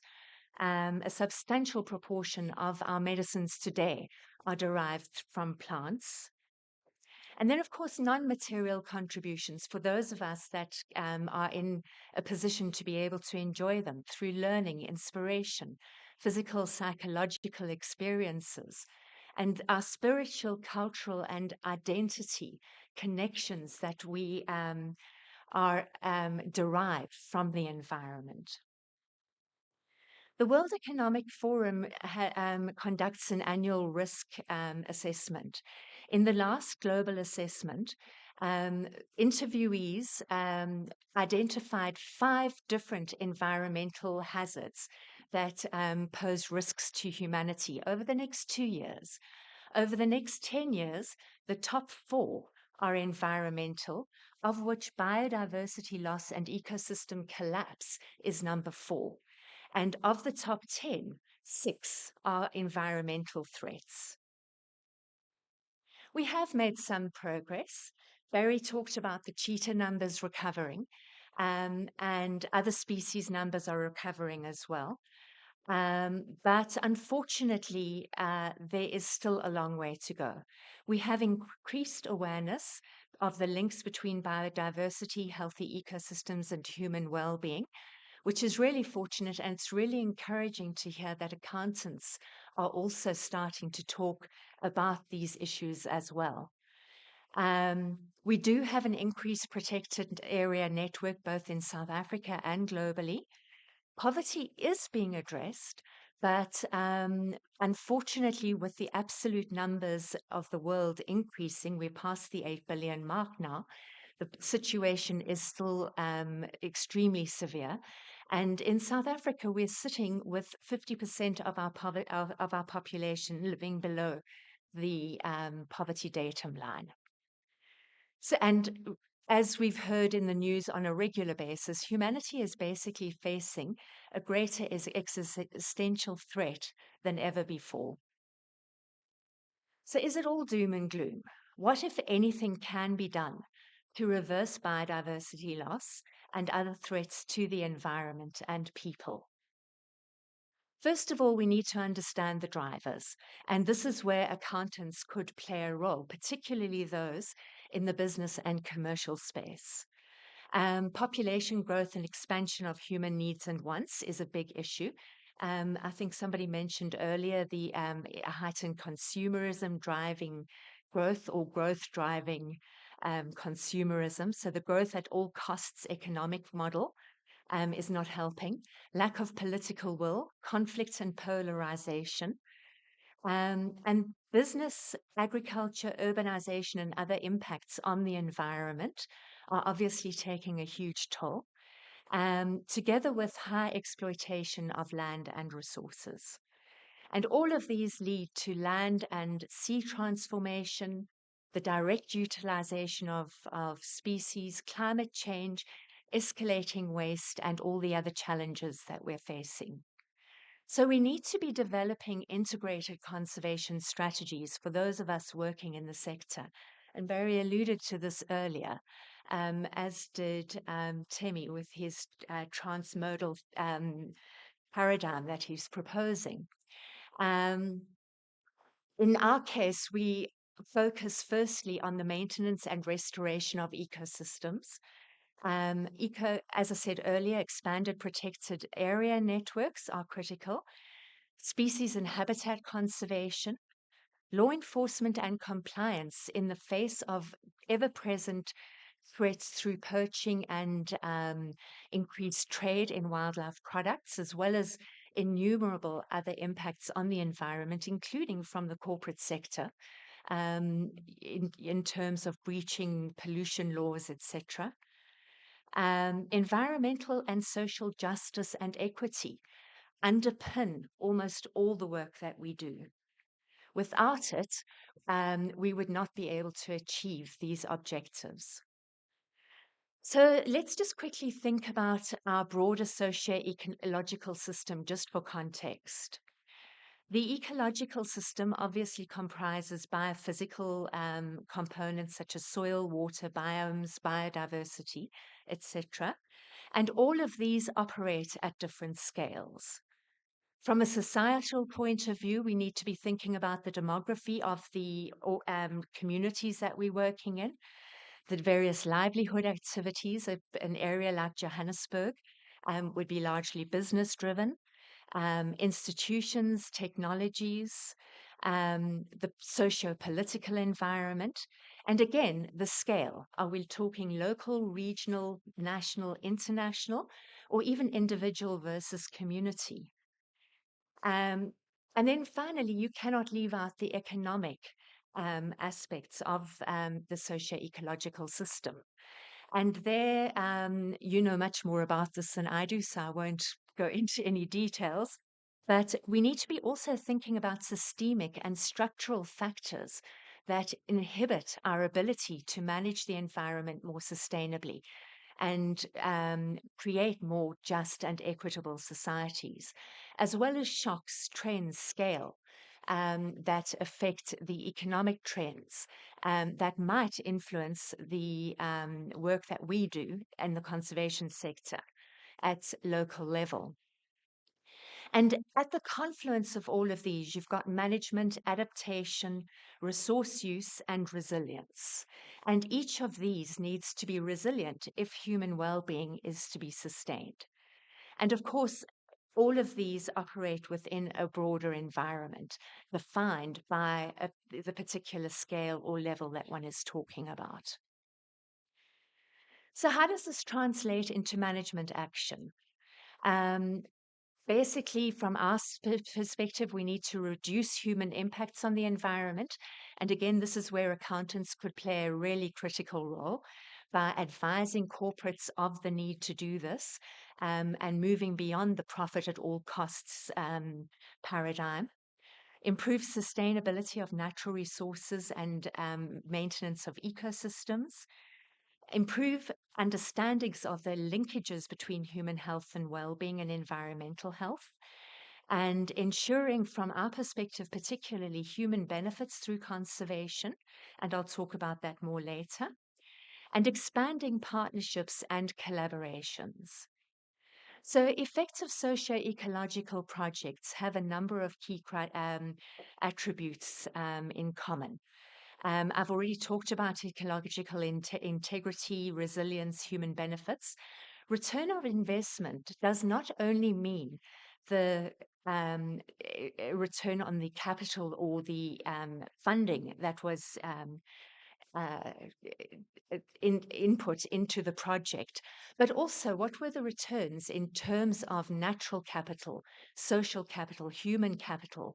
And we need to be reporting on those, and we need to be understanding and developing measurable and ways to be able to report on them more effectively.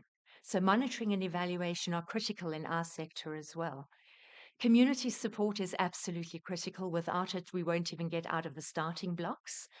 Economic viability, and this is one of our major challenges because we dream big, think later.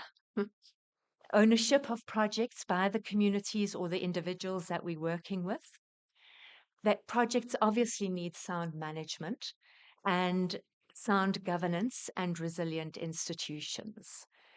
And then justice, equity, diversity, and inclusion, the so-called JEDI principles, are foundational in the work we do, as I will keep repeating.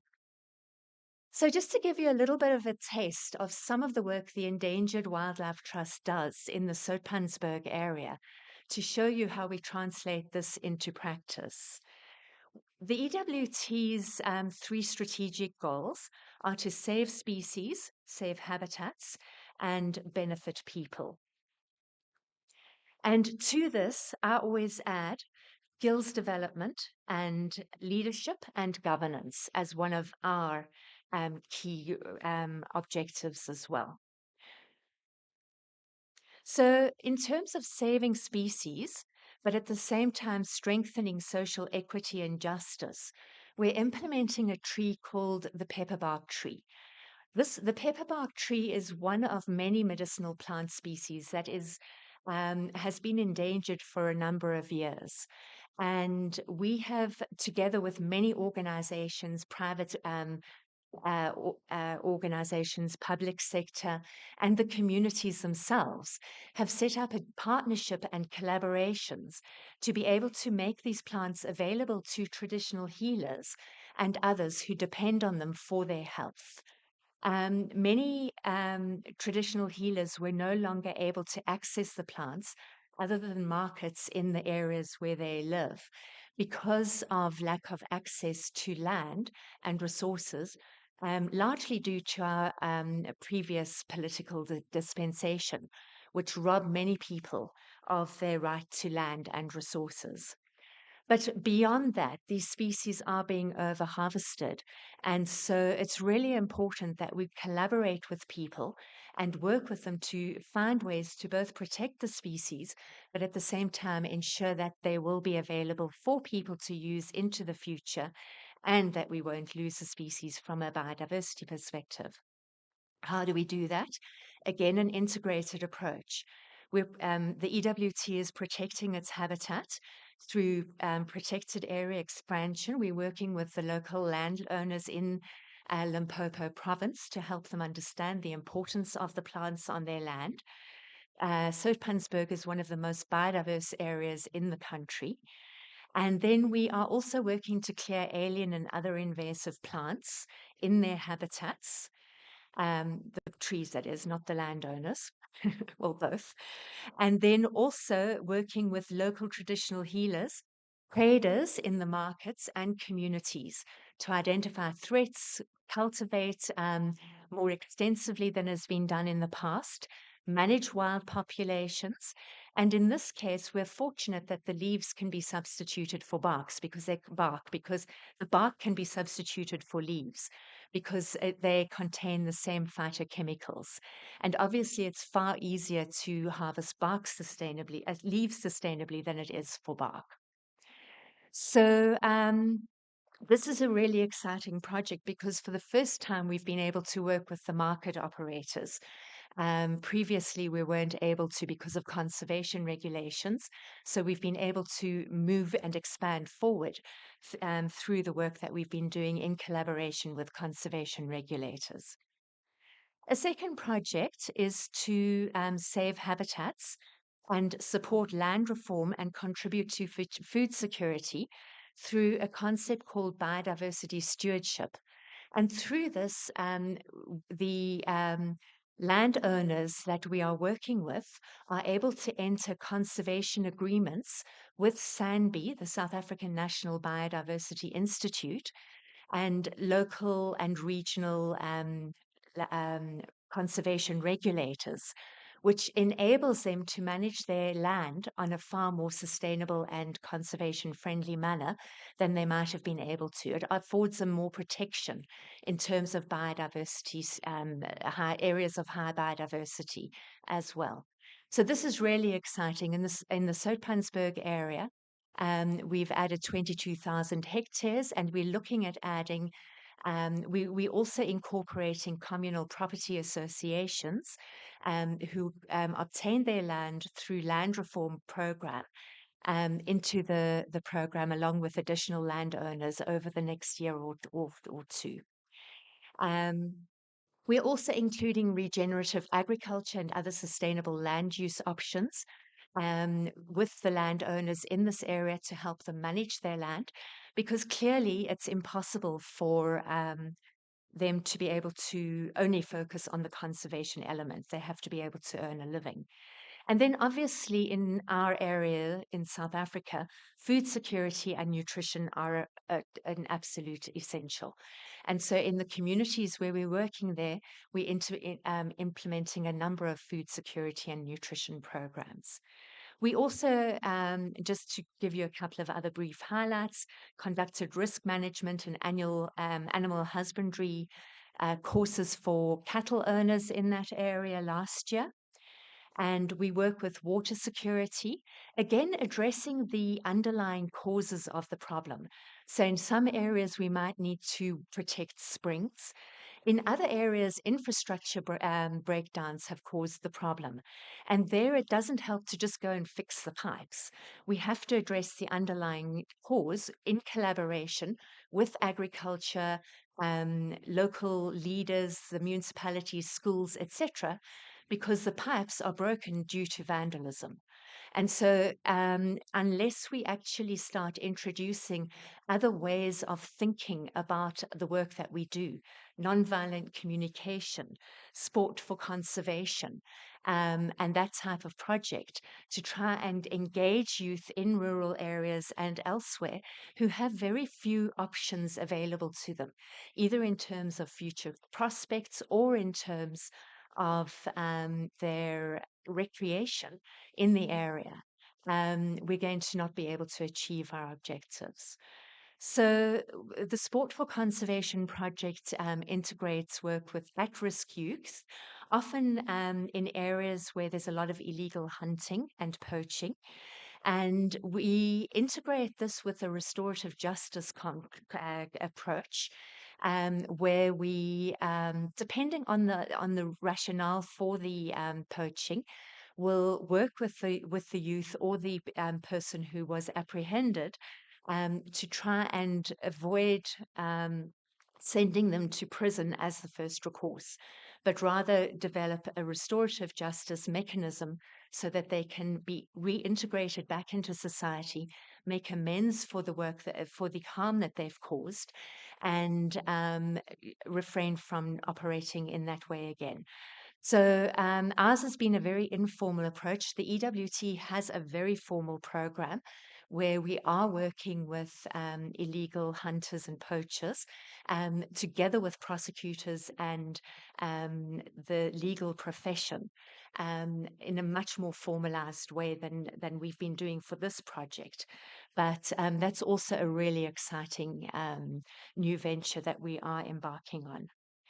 And through these partnerships, we are developing non-violent communication program. And just to give you an example of the success that we've had in some of the areas, and when I say we, it's not me, it's one of my colleagues, Samson Pagati, who actually had the success in KwaZulu. He was working with former illegal hunters in that area who were basically getting involved in their activities on the weekend because they were bored. Some of them had jobs, but they had nothing else to do. By the end of a couple of years, they were competing within the region competitively, and they were removing snares of their own accord when they went on training courses and taking what they were learning back to their own communities, again, independently of us, and to try and influence the youth from falling into the same trap that they nearly fell into. Because if any of them had got a criminal record, they wouldn't have been able to get jobs with a conservation agency that six of them ended up working for afterwards. In other areas, projects may look very different. Everything depends on local needs and aspirations, environmental and conservation contexts, socio-political environments, a big driver of the type of project we can implement, culture, and a range of other projects. And by the way, all of this is very messy. It sounds really neat in a presentation, but any kind of development work is tricky and it is messy. It needs a lot of work, a lot of groundwork to be able to set up the structures and systems and relationships to enable one to be able to develop projects that are, have been able to turn things around. The pepperbark tree, by the way, has just been downlisted from endangered to vulnerable, thanks to the work that's been conducted in South Africa and elsewhere over the last few years. So, how can CAs contribute? Corporate accountability, I think, is one of the major things. To strengthen corporate governance and accountability, as we've been hearing this morning from both the previous two speakers, including both sustainable reporting for sustainability reporting, sustainable development, and also biodiversity reporting. And the EWT actually has a program where we are working with business to assist them to be able to do this. So we're working with some of the mining companies and retail organizations like Checkers, for example, to enable them to improve their accountability to the environment. The other thing would be to contribute to paradigms that support more equitable and sustainable environments and societies, including minimizing and reversing biodiversity loss and environmental risks, and prioritizing water and climate change. So, should we be developing mining projects in areas at the expense of our water resources? It's a difficult one because we need jobs, we need gross national product, but at the same time, we need water. How do we balance it? To echo a question asked earlier. Then, of course, contributing to awareness of the human dependence on the links between human well-being and environmental health. And I think accountants have a far stronger position to be able to do this than a conservationist, because you are talking to people from your own environment. It's not things have changed now, but very often in the past, people who were warning corporates and governments about some of the challenges we're facing in the environment were often seen as greenies or, just slightly off the wall. But it's clearly the numbers and the cost of the impacts of the floods, the drought, and COVID are revealing a different picture today. And so, if you also are echoing these messages, I think the awareness factor will increase dramatically. You can become influencers, as many of you already are. Embed the biodiversity and extinction accounting into corporate into university coursework. Dispel the myth of substitutability and similar economic fallacies. Some things just can't be substituted.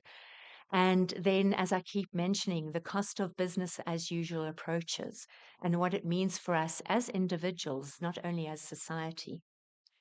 Going back to the model or the diagram that I showed earlier on effective socio-ecological projects, the area where accountants could make a vital contribution is around governance, resilient institutions, economic viability, sound management. All of these, return on investment, all of these contribute to human support and human benefits. Barry mentioned earlier the need for us to be able to manage cash flow in projects.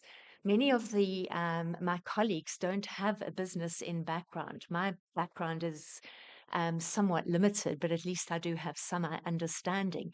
And how do conservationists set up a small enterprise or advise a corporate on more or on sustainable ways of improving their biodiversity, at the same time not eking too much into their profits?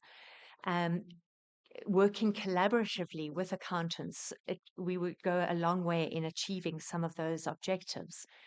With many of the communities where I work, in fact, many of us across society, people are financially illiterate. You know, we don't have the skills necessary to be able to um, manage our own resources in many cases. And so, you know, supporting um, uh, conservation organizations who are implementing projects of this nature by presenting very carefully designed courses for projects, for staff, community members, um, owners of projects, cooperatives, and again in the land reform sector. So many people in the land reform sector are really battling because of governance issues and difficulties in managing their finances. Financial management, auditing, reporting, again, supporting all these types of projects. The so-called the small-scale farmers or the so-called emerging farmers. Many of those could use advice on managing finances, cutting costs. Although, you know, there are many, again, the type of mentoring and um, courses would need to be very carefully crafted, taking the needs of each particular sector into account. And I keep emphasizing the need for mentoring. One-off courses don't always necessarily cut it. We need to actually be working alongside people over a longer term because they learn a lot within a course, but it's that long-term management of resources that is necessary. So let me end off by asking who wants change? Are we ready to let the world just crash around our ears through climate change, biodiversity loss, and all the societal challenges we face at the moment? And usually the answer is everybody. But then who wants to change is a whole other story. Thank you very much.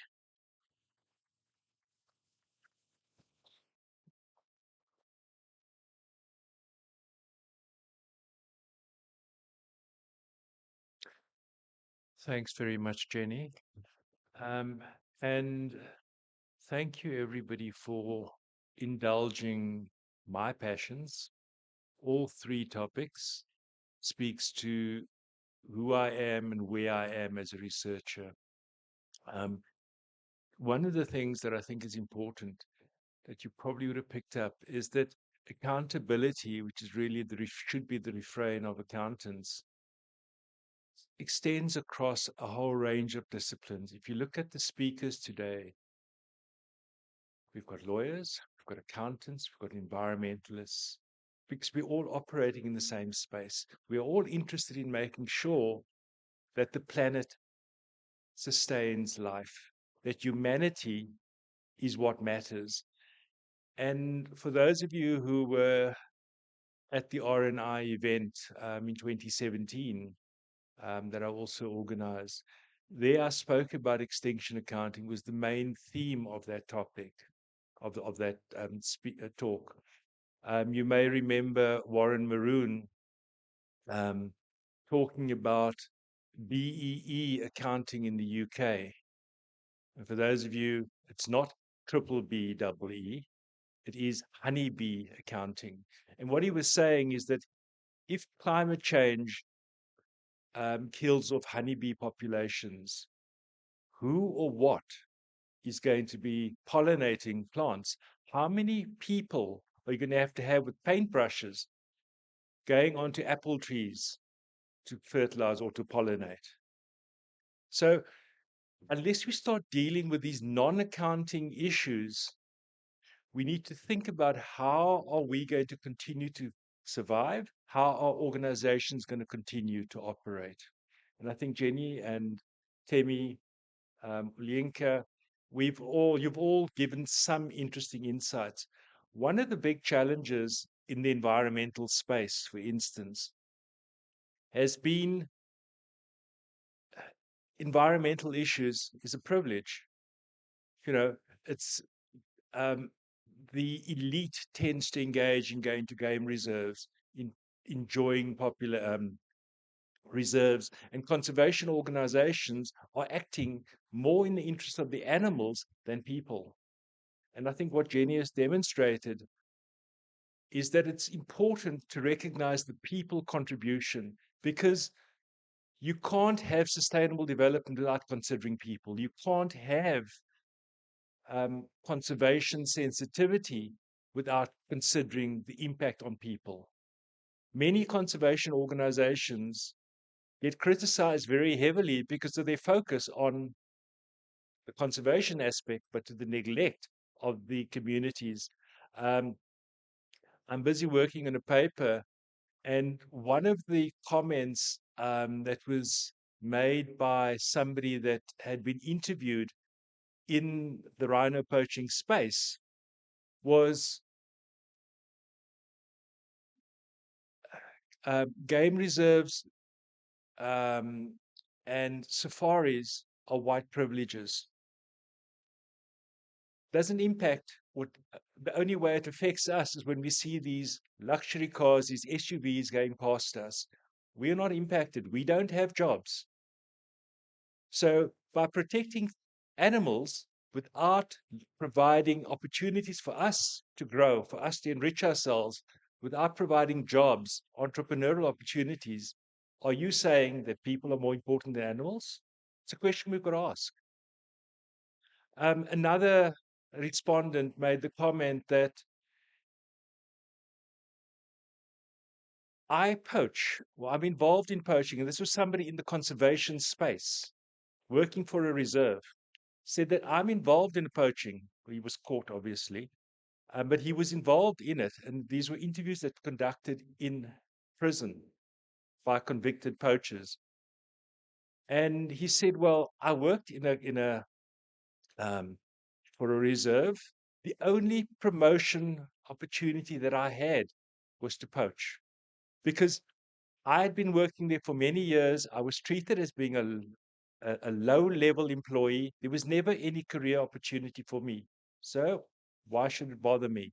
I'm going to go out and I'm going to actually make a living, a pretty good living, and I'm not going to worry about the consequences. By changing the way people think, by changing the interaction, and if you're looking at the EWT as an organization, as I said, I feel very, very privileged and humbled to be associated with the organization, because they have taken that broader view. They haven't said that animals matter only, but it's around that human animal plant interactions, and that is important. So thank you very much. I think it has been great.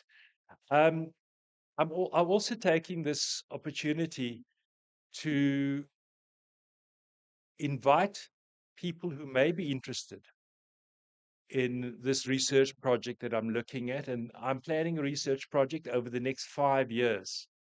Okay, so whatever we have discussed today, and at the end of the week, in fact, after today, for the next couple of days, we're going to be developing a strategy as to how we're going to be dealing with these three interrelated areas and converting that into a sustainable project, which would include all of the research outputs that we're looking at. At the same time, we'd also be linking into the engaged scholarship, because I know within CAS, we're always looking for something for community engagement. When we do our IPMS agreements, we've got to hunt around for something to do, because many of us are sitting in our isolated environments, but yet we have core skills that we can contribute on projects such as what Jenny has mentioned. So I'd like to look at where we can go with that as well. So anybody who is interested, please drop me a line. Incidentally, on Monday the 22nd, is International Biodiversity Day. So I think it was appropriate that we have this discussion today. The EWT and a couple of other organizations, I think SANBI are involved. There is a seminar workshop at WITS Origin Center on Monday. And I see that the Minister of Environmental Affairs will be there. The event will also be broadcast. I think it's either on Teams or Zoom. I can't remember which one. So anybody who'd like to participate or to at least hear what they have to say. And the theme there is the interaction between people, the response, not people, organizations, and biodiversity. What are companies' responsibilities? Do they have a responsibility? Many of you that come from a straight accounting background, you'd be all arguing in favor of shareholder primacy. Shareholders matter. Where does stakeholders come in? Agency theory, all of those kind of theories. And you need to formulate an approach that deals with the broader issues, because profits are not the only thing, because we find that profits might be great in the short term, but is it sustainable if you damage the environment? Have a look at our mining industry, the old mining industry. Travel through Johannesburg, one of the biggest problems we have today still is acid mine drainage, because when those gold mines were built, or not built, dug, um, no consideration was given to how or whether the land was going to be rehabilitated. We're ending up with a situation with poisoned water. Major problem. So how do we make sure that organizations, whether they're companies, whether they're government bodies, whether they are NGOs, NPOs, are they acting responsibly? And that's where accountability comes in, is that you can't only account in the case of the public sector. Now, you find most public sector organizations, they account to government because they're owned by government. But public sector organizations may be notionally owned by government, but the reality is that they use public resources. Who does public resources belong to? All of us. So should they not be accountable to us? Yes, government, in a sense, you could argue, are the agents of the public. Public entities tend to see government themselves as the agents and government as the principals. No, we are the principals. We are the people that they're supposed to account to. So it's around that accountability. Accountability goes beyond the numbers. It goes beyond historical financial reporting. This is how we have done. If you're looking at the trends, we're looking at where we're moving towards, we're looking at things like integrated reporting. I know there's a lot of criticism against integrated reporting, but the principle behind integrated reporting is forward-looking, is looking at how do we develop something that is sustainable, that can carry on. How do we account for how we use resources? Not this separate siloed accounting where, we used to have financial statements and we used to have sustainability reports or corporate social responsibility reports, and the two don't talk to each other. How do we build that? This is very much still a journey. In this space, there are no answers yet. There are quite a few mechanisms that are around. And that's what I personally like about this environment, is because I don't know what the answers are going to be. I don't know what I'm going to know next year. And this, in a sense, is a growth opportunity. And I think it's an opportunity for all of us to grow. But that's enough of me. Any questions? Please, there has to be some question. Or either you're all asleep or you're bored, or you're saying, what time is tea? Any questions? Nope, that's fine. I can deal with that. If I'm not mistaken, Chiku, I think that there are refreshments. So there are refreshments at the entrance to ZK Matthews. Okay. So, if you want to engage with anybody, we are all here. We can speak about it. If you want to join this broader research project, which quite frankly, we haven't defined yet, but we do know that it's going to touch on those three topics. Come and speak to me, speak to any of the people here today. I think it's important, and I think it also gives a different perspective of where accountability is and of how we should be contributing to sustaining the planet rather than just looking at where we've been. If there's nothing else, and I kind of expected some questions, but it's fine. Aha, Leon, I knew you wouldn't disappoint me.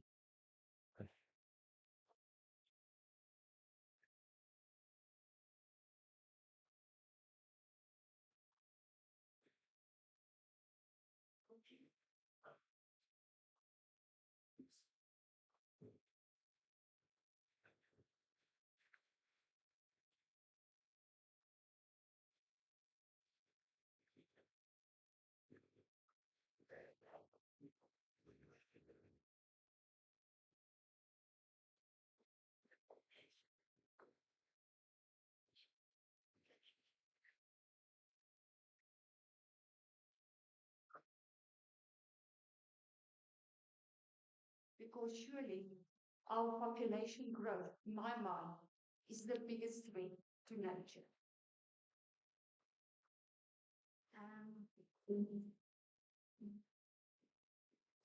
Yes, you can speak loudly, I think. Okay, thank you for the question. It's a very important one. Let's put him up here. Sorry, you have to be there. Okay. Okay. Thank you very much. It's a very important question. So, part of the work that we're doing, I think globally, the population numbers are still increasing substantially, but they are predicting a tail off in the next 20 to 50 years. In South Africa, population numbers are varying. The population is expanding. But in the area where I work, a lot of the household average size is about 4 or 4.2 people, often with an extended family member living in the family as well. The Endangered Wildlife Trust has actually implemented a number of or a couple of projects already, and we're also looking at additional projects to work with women to enable them to become more assertive in their reproductive health. And so, because very few women, would necessarily choose to have a large number of children. In parts of East Africa, families are still large for cultural reasons and for economic reasons. But very often it's also around choice and lack of affordability or lack of availability of contraceptives. And we've had really, really good success with that. In fact, last week I was in the Soutpansberg as a starting point, where we were working with young women on menstrual health. And we provided them with reusable sanitary pads because period poverty is a major issue across the globe, but particularly in Southern Africa. So it is an issue that we're looking at as well.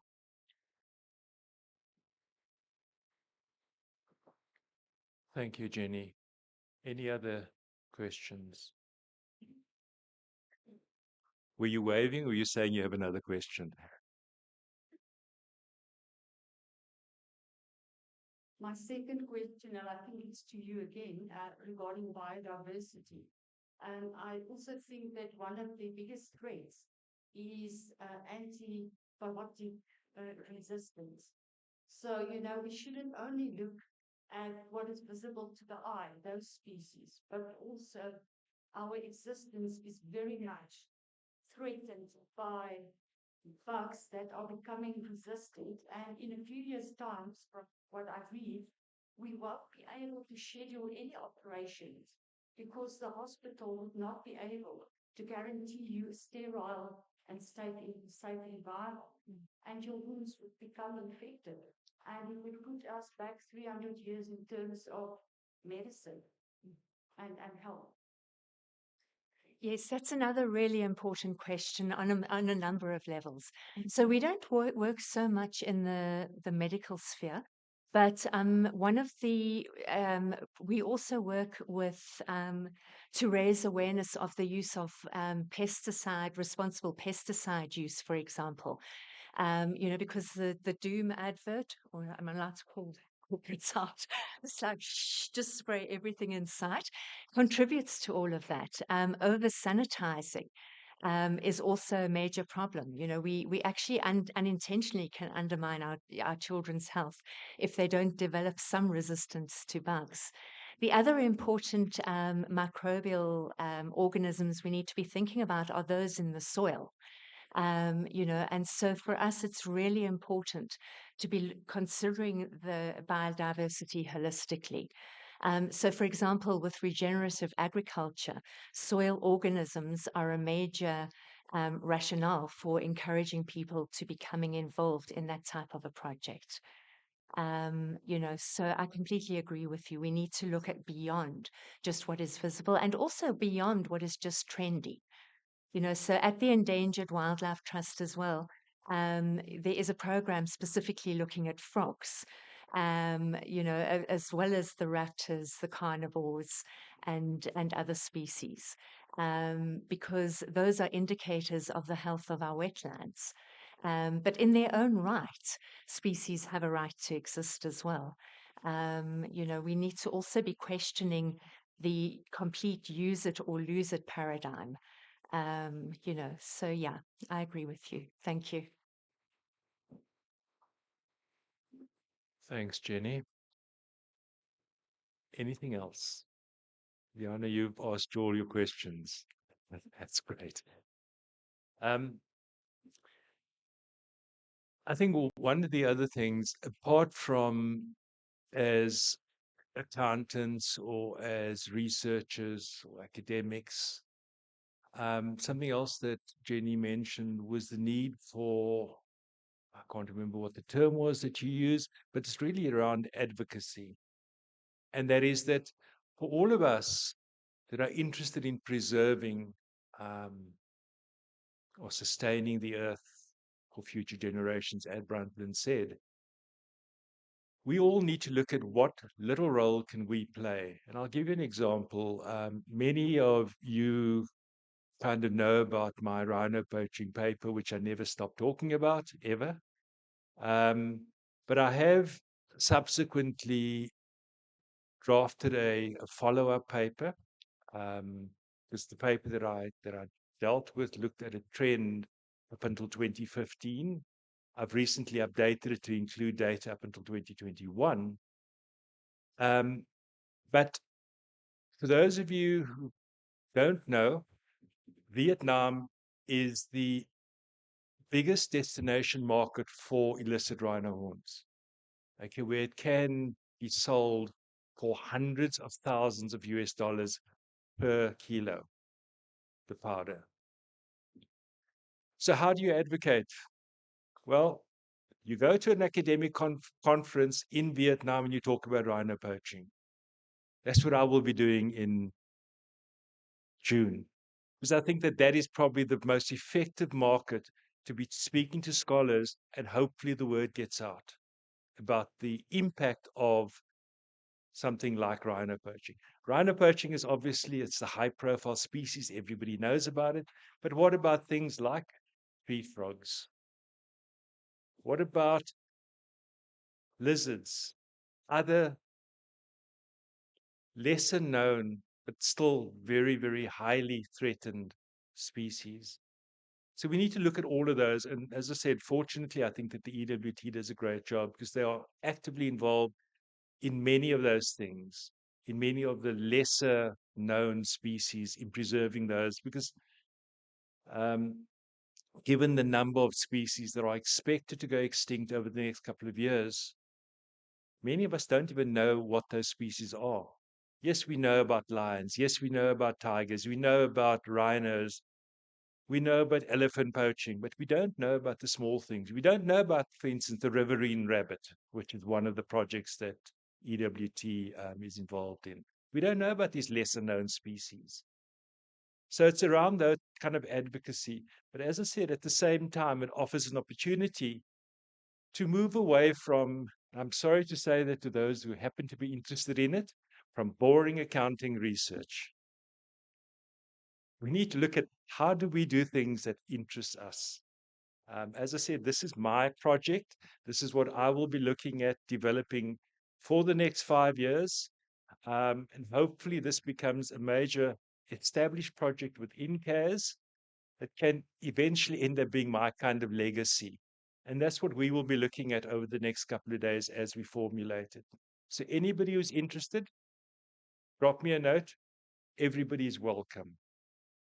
It's not an exclusive project. At the moment, we now have a couple of people from UNISA.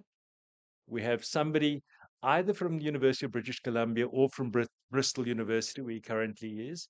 But there are many other people in Africa that we are going to be starting to bring on board as collaborators, as well as in the broader African diaspora. There are many people from Africa that are sitting in the US, in Canada, in England, that are still interested in the African agenda, in making sure that this continent has an ability to sustain itself and move away from the past, move away from saying, well, blaming everything on coloniality. Yes, it had a role to play, but we need to take charge of how do we shape the future. And we have a role to play in that area, and I think we can contribute. So that's where this project is going to go. As I say, Agenda 2063 is the overall project. Within that, we've got the Sustainable Development Goals, and then the environmental issues fits into. So if you're interested in any of those, please let me know. If there's nothing else to be said, I just want to thank Dr. Chiku. You see, I've used the term doctor. This is now the formal part of it. Dr. Chiku and his team in the research department of CAS for allowing me the opportunity to speak to you, to indulge my passions, and for all of the arrangements that they've made to help get the speakers here today, for helping to organize the venue, for helping to provide the refreshments, and also providing us with the opportunity for the first time. I mean, two of these of the people here today I'd never met, two of the speakers.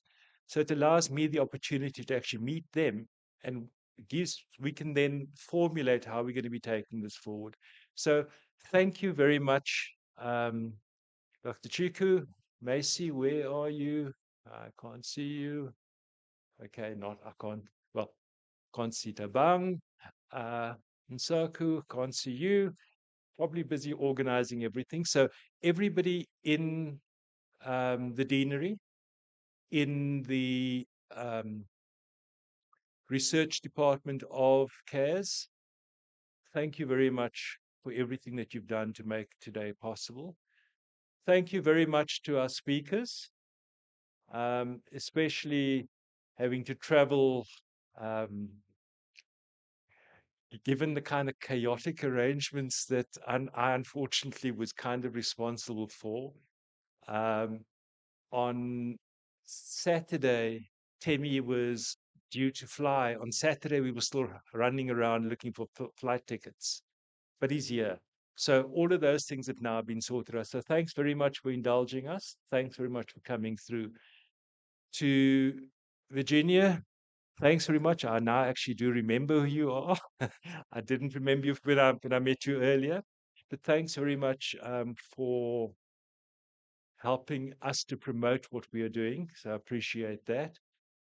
And to all the delegates, thank you for attending, and good luck for your research as your research careers unfold. Make sure that it's impactful. I was kind of expecting what I'm about to say, that this was supposed to be Dr. Chiku speaking, because he was supposed to do the vote of thanks and the closing and all of that. But because, he's a wannabe dean, so he decided to take the dean's role. I'm going to have to mention it, and I'm sure that some of you he's already contacted. But from a broader research perspective, we need to remember that CAS is 10 years old. We were established in 2014. Prior to that, we were part of SEMS. Our lack of research was hidden in the SEMS numbers. Nobody really knew that we weren't doing research because the SEMS numbers were reasonably good. When we became a college on our own, suddenly people realized, hold on, there is something horribly wrong. There are so few active researchers. I'm very pleased to say that over the last 10 years, and especially in the last couple of years, we've made major inroads. As Chika was saying, we now have 28 PhDs in accounting. I mean, that is incredible. We are now looking at increased research outputs. And every year, yes, we're still not at the level that DHET would like us to be, but every year we are significantly increasing our research outputs. And I think that is important. So we are on the right road. But what I wanted to speak about very quickly is that many of you, in fact, most of you know me, and you know that I only graduated in 2015. So I got my doctorate in 2015. So as things stand, I'm actually a novice researcher. Many of you have had doctorates or may have had doctorates before that. But I think that it's important when you plan your career. And at the time that I joined, I'll be very honest, I just do my own thing. Because we didn't have the support, we didn't have the guidance that we now have. We didn't have the infrastructure. And I think it's important that when you look at your research plans, now I know every year it's one of those things that we have to do. When we do our IPMS agreements, we sort of say this is our research plan, which quite frankly, more often than not is meaningless. It's an exercise, it's a compliance thing that we do. But how many of us have actually thought about very seriously how are we going to be managing our academic, our scholarly careers going forwards? Do we just take it one day at a time? Or do we have a goal? When I started at UNISA, I knew what my goal was. Okay. I knew that I wanted to become an established researcher. I knew that in order to do that, I needed a doctorate. I got that. I knew that I needed to be publishing. I did that. Now, I know some people will say, well, publishing, you've got to wait until you've got your PhD before you publish. Absolute nonsense. When I graduated, I had 5 publications already out of my PhD. So that's a fallacy. It doesn't work, in my view. But at the same time, you then need to look at what are the next steps on the ladder. So you get your PhD. You start publishing. So if you're a senior lecturer, how do you move from a senior lecturer to an associate professor? How do you move from an associate professor to a full professor? And how do you move, if you want to, from a professor to a research professor? You need to understand how to actually go through those levels. Many of you would have received an invite from Chiku for something that at this stage we are still calling the NRF Hub. We haven't come up with a name yet. But the idea there is to look at how do we plan to get an NRF rating. Before I had an NRF rating, I remember people saying, it's impossible, it's ridiculous, it's so tough. No, it's not. And I can say that with authority because I am a member of the panel that evaluates accounting ratings. I sit on that panel. I have seen, let me just try and work it out, probably about 80 applications over the last 2 years. Those long applications you need to submit. I've reviewed hundreds of reviews of independent reviewers that have written reviews on applicants. So I've got a pretty good understanding of how, firstly, to write an application, and secondly, what you need to do so that you can actually get rated. And to be honest, It's actually easy as long as you're productive. So you need to be productive. And when you are producing, it's not about numbers, it's about finding that balance between numbers and quality. Some people will say, well, we publish in directory of open access journals. Hey, so we tick all of the boxes. Well, for those of you who don't know, DOAJ journals are probably the easiest to publish in, but the quality is not necessarily great. I'm not saying they're bad journals. They're not necessarily great. If you want to make an impact, because how you are evaluated as an NRF scholar is on the impact of the work that you do, then you need to start looking at quartile 1, quartile 2 type journals. I was criticizing the ABDC list that all of us actually talk about, because quite frankly, I think that the ABDC list is too Australian oriented.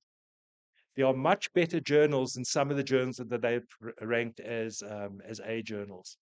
I'll quote, for example, the Social Responsibility Journal is a B-rated journal. 92nd percentile, though. But it's B-rated. Something's wrong. So I don't buy into that Australian orientation. But yes, ABDC is Australian Business Deans Council, so I can understand it. Temi was, sorry, not Temi, Lienkia was talking about the ABS, which is used in the UK, which is the Association of Business Schools ranking. So there's a whole range of rankings. And for us, we should really be looking at what quartile do we publish in. The higher the quartile, the more likely it is that people are going to read it.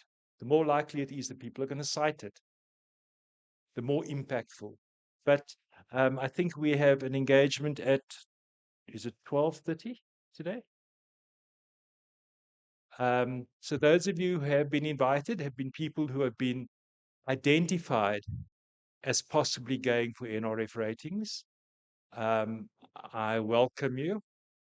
And I think we can explore how this goes forward. And I will probably work with every one of you in terms of making sure that you qualify for a rating within your time span, whether it's sort of 2, 3, 4 years' time. It's part of the progression, because once you are NRF rated, you're almost automatically eligible for a full professorship. Okay, that's enough about future plans. I think and of course, the video crew at the back, the media, thank you very much. I really appreciate you. I was almost about to forget you, but I really apologize for that. It's really appreciated. I presume that this will be made available, and we'll probably distribute it via Teams or something, so that people who were not able to attend can watch it. If there's nothing else, thank you very much. There will be refreshments, as I said, at the entrance to ZK Matthews. Thank you. Goodbye.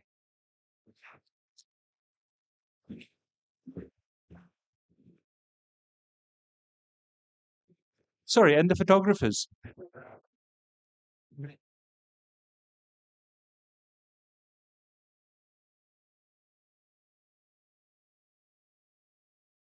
Oh, and by the way, thank you very much. I've been looking for a new HP computer for some time.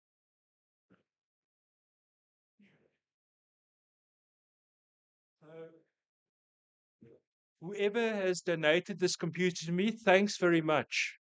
Somebody left it here earlier.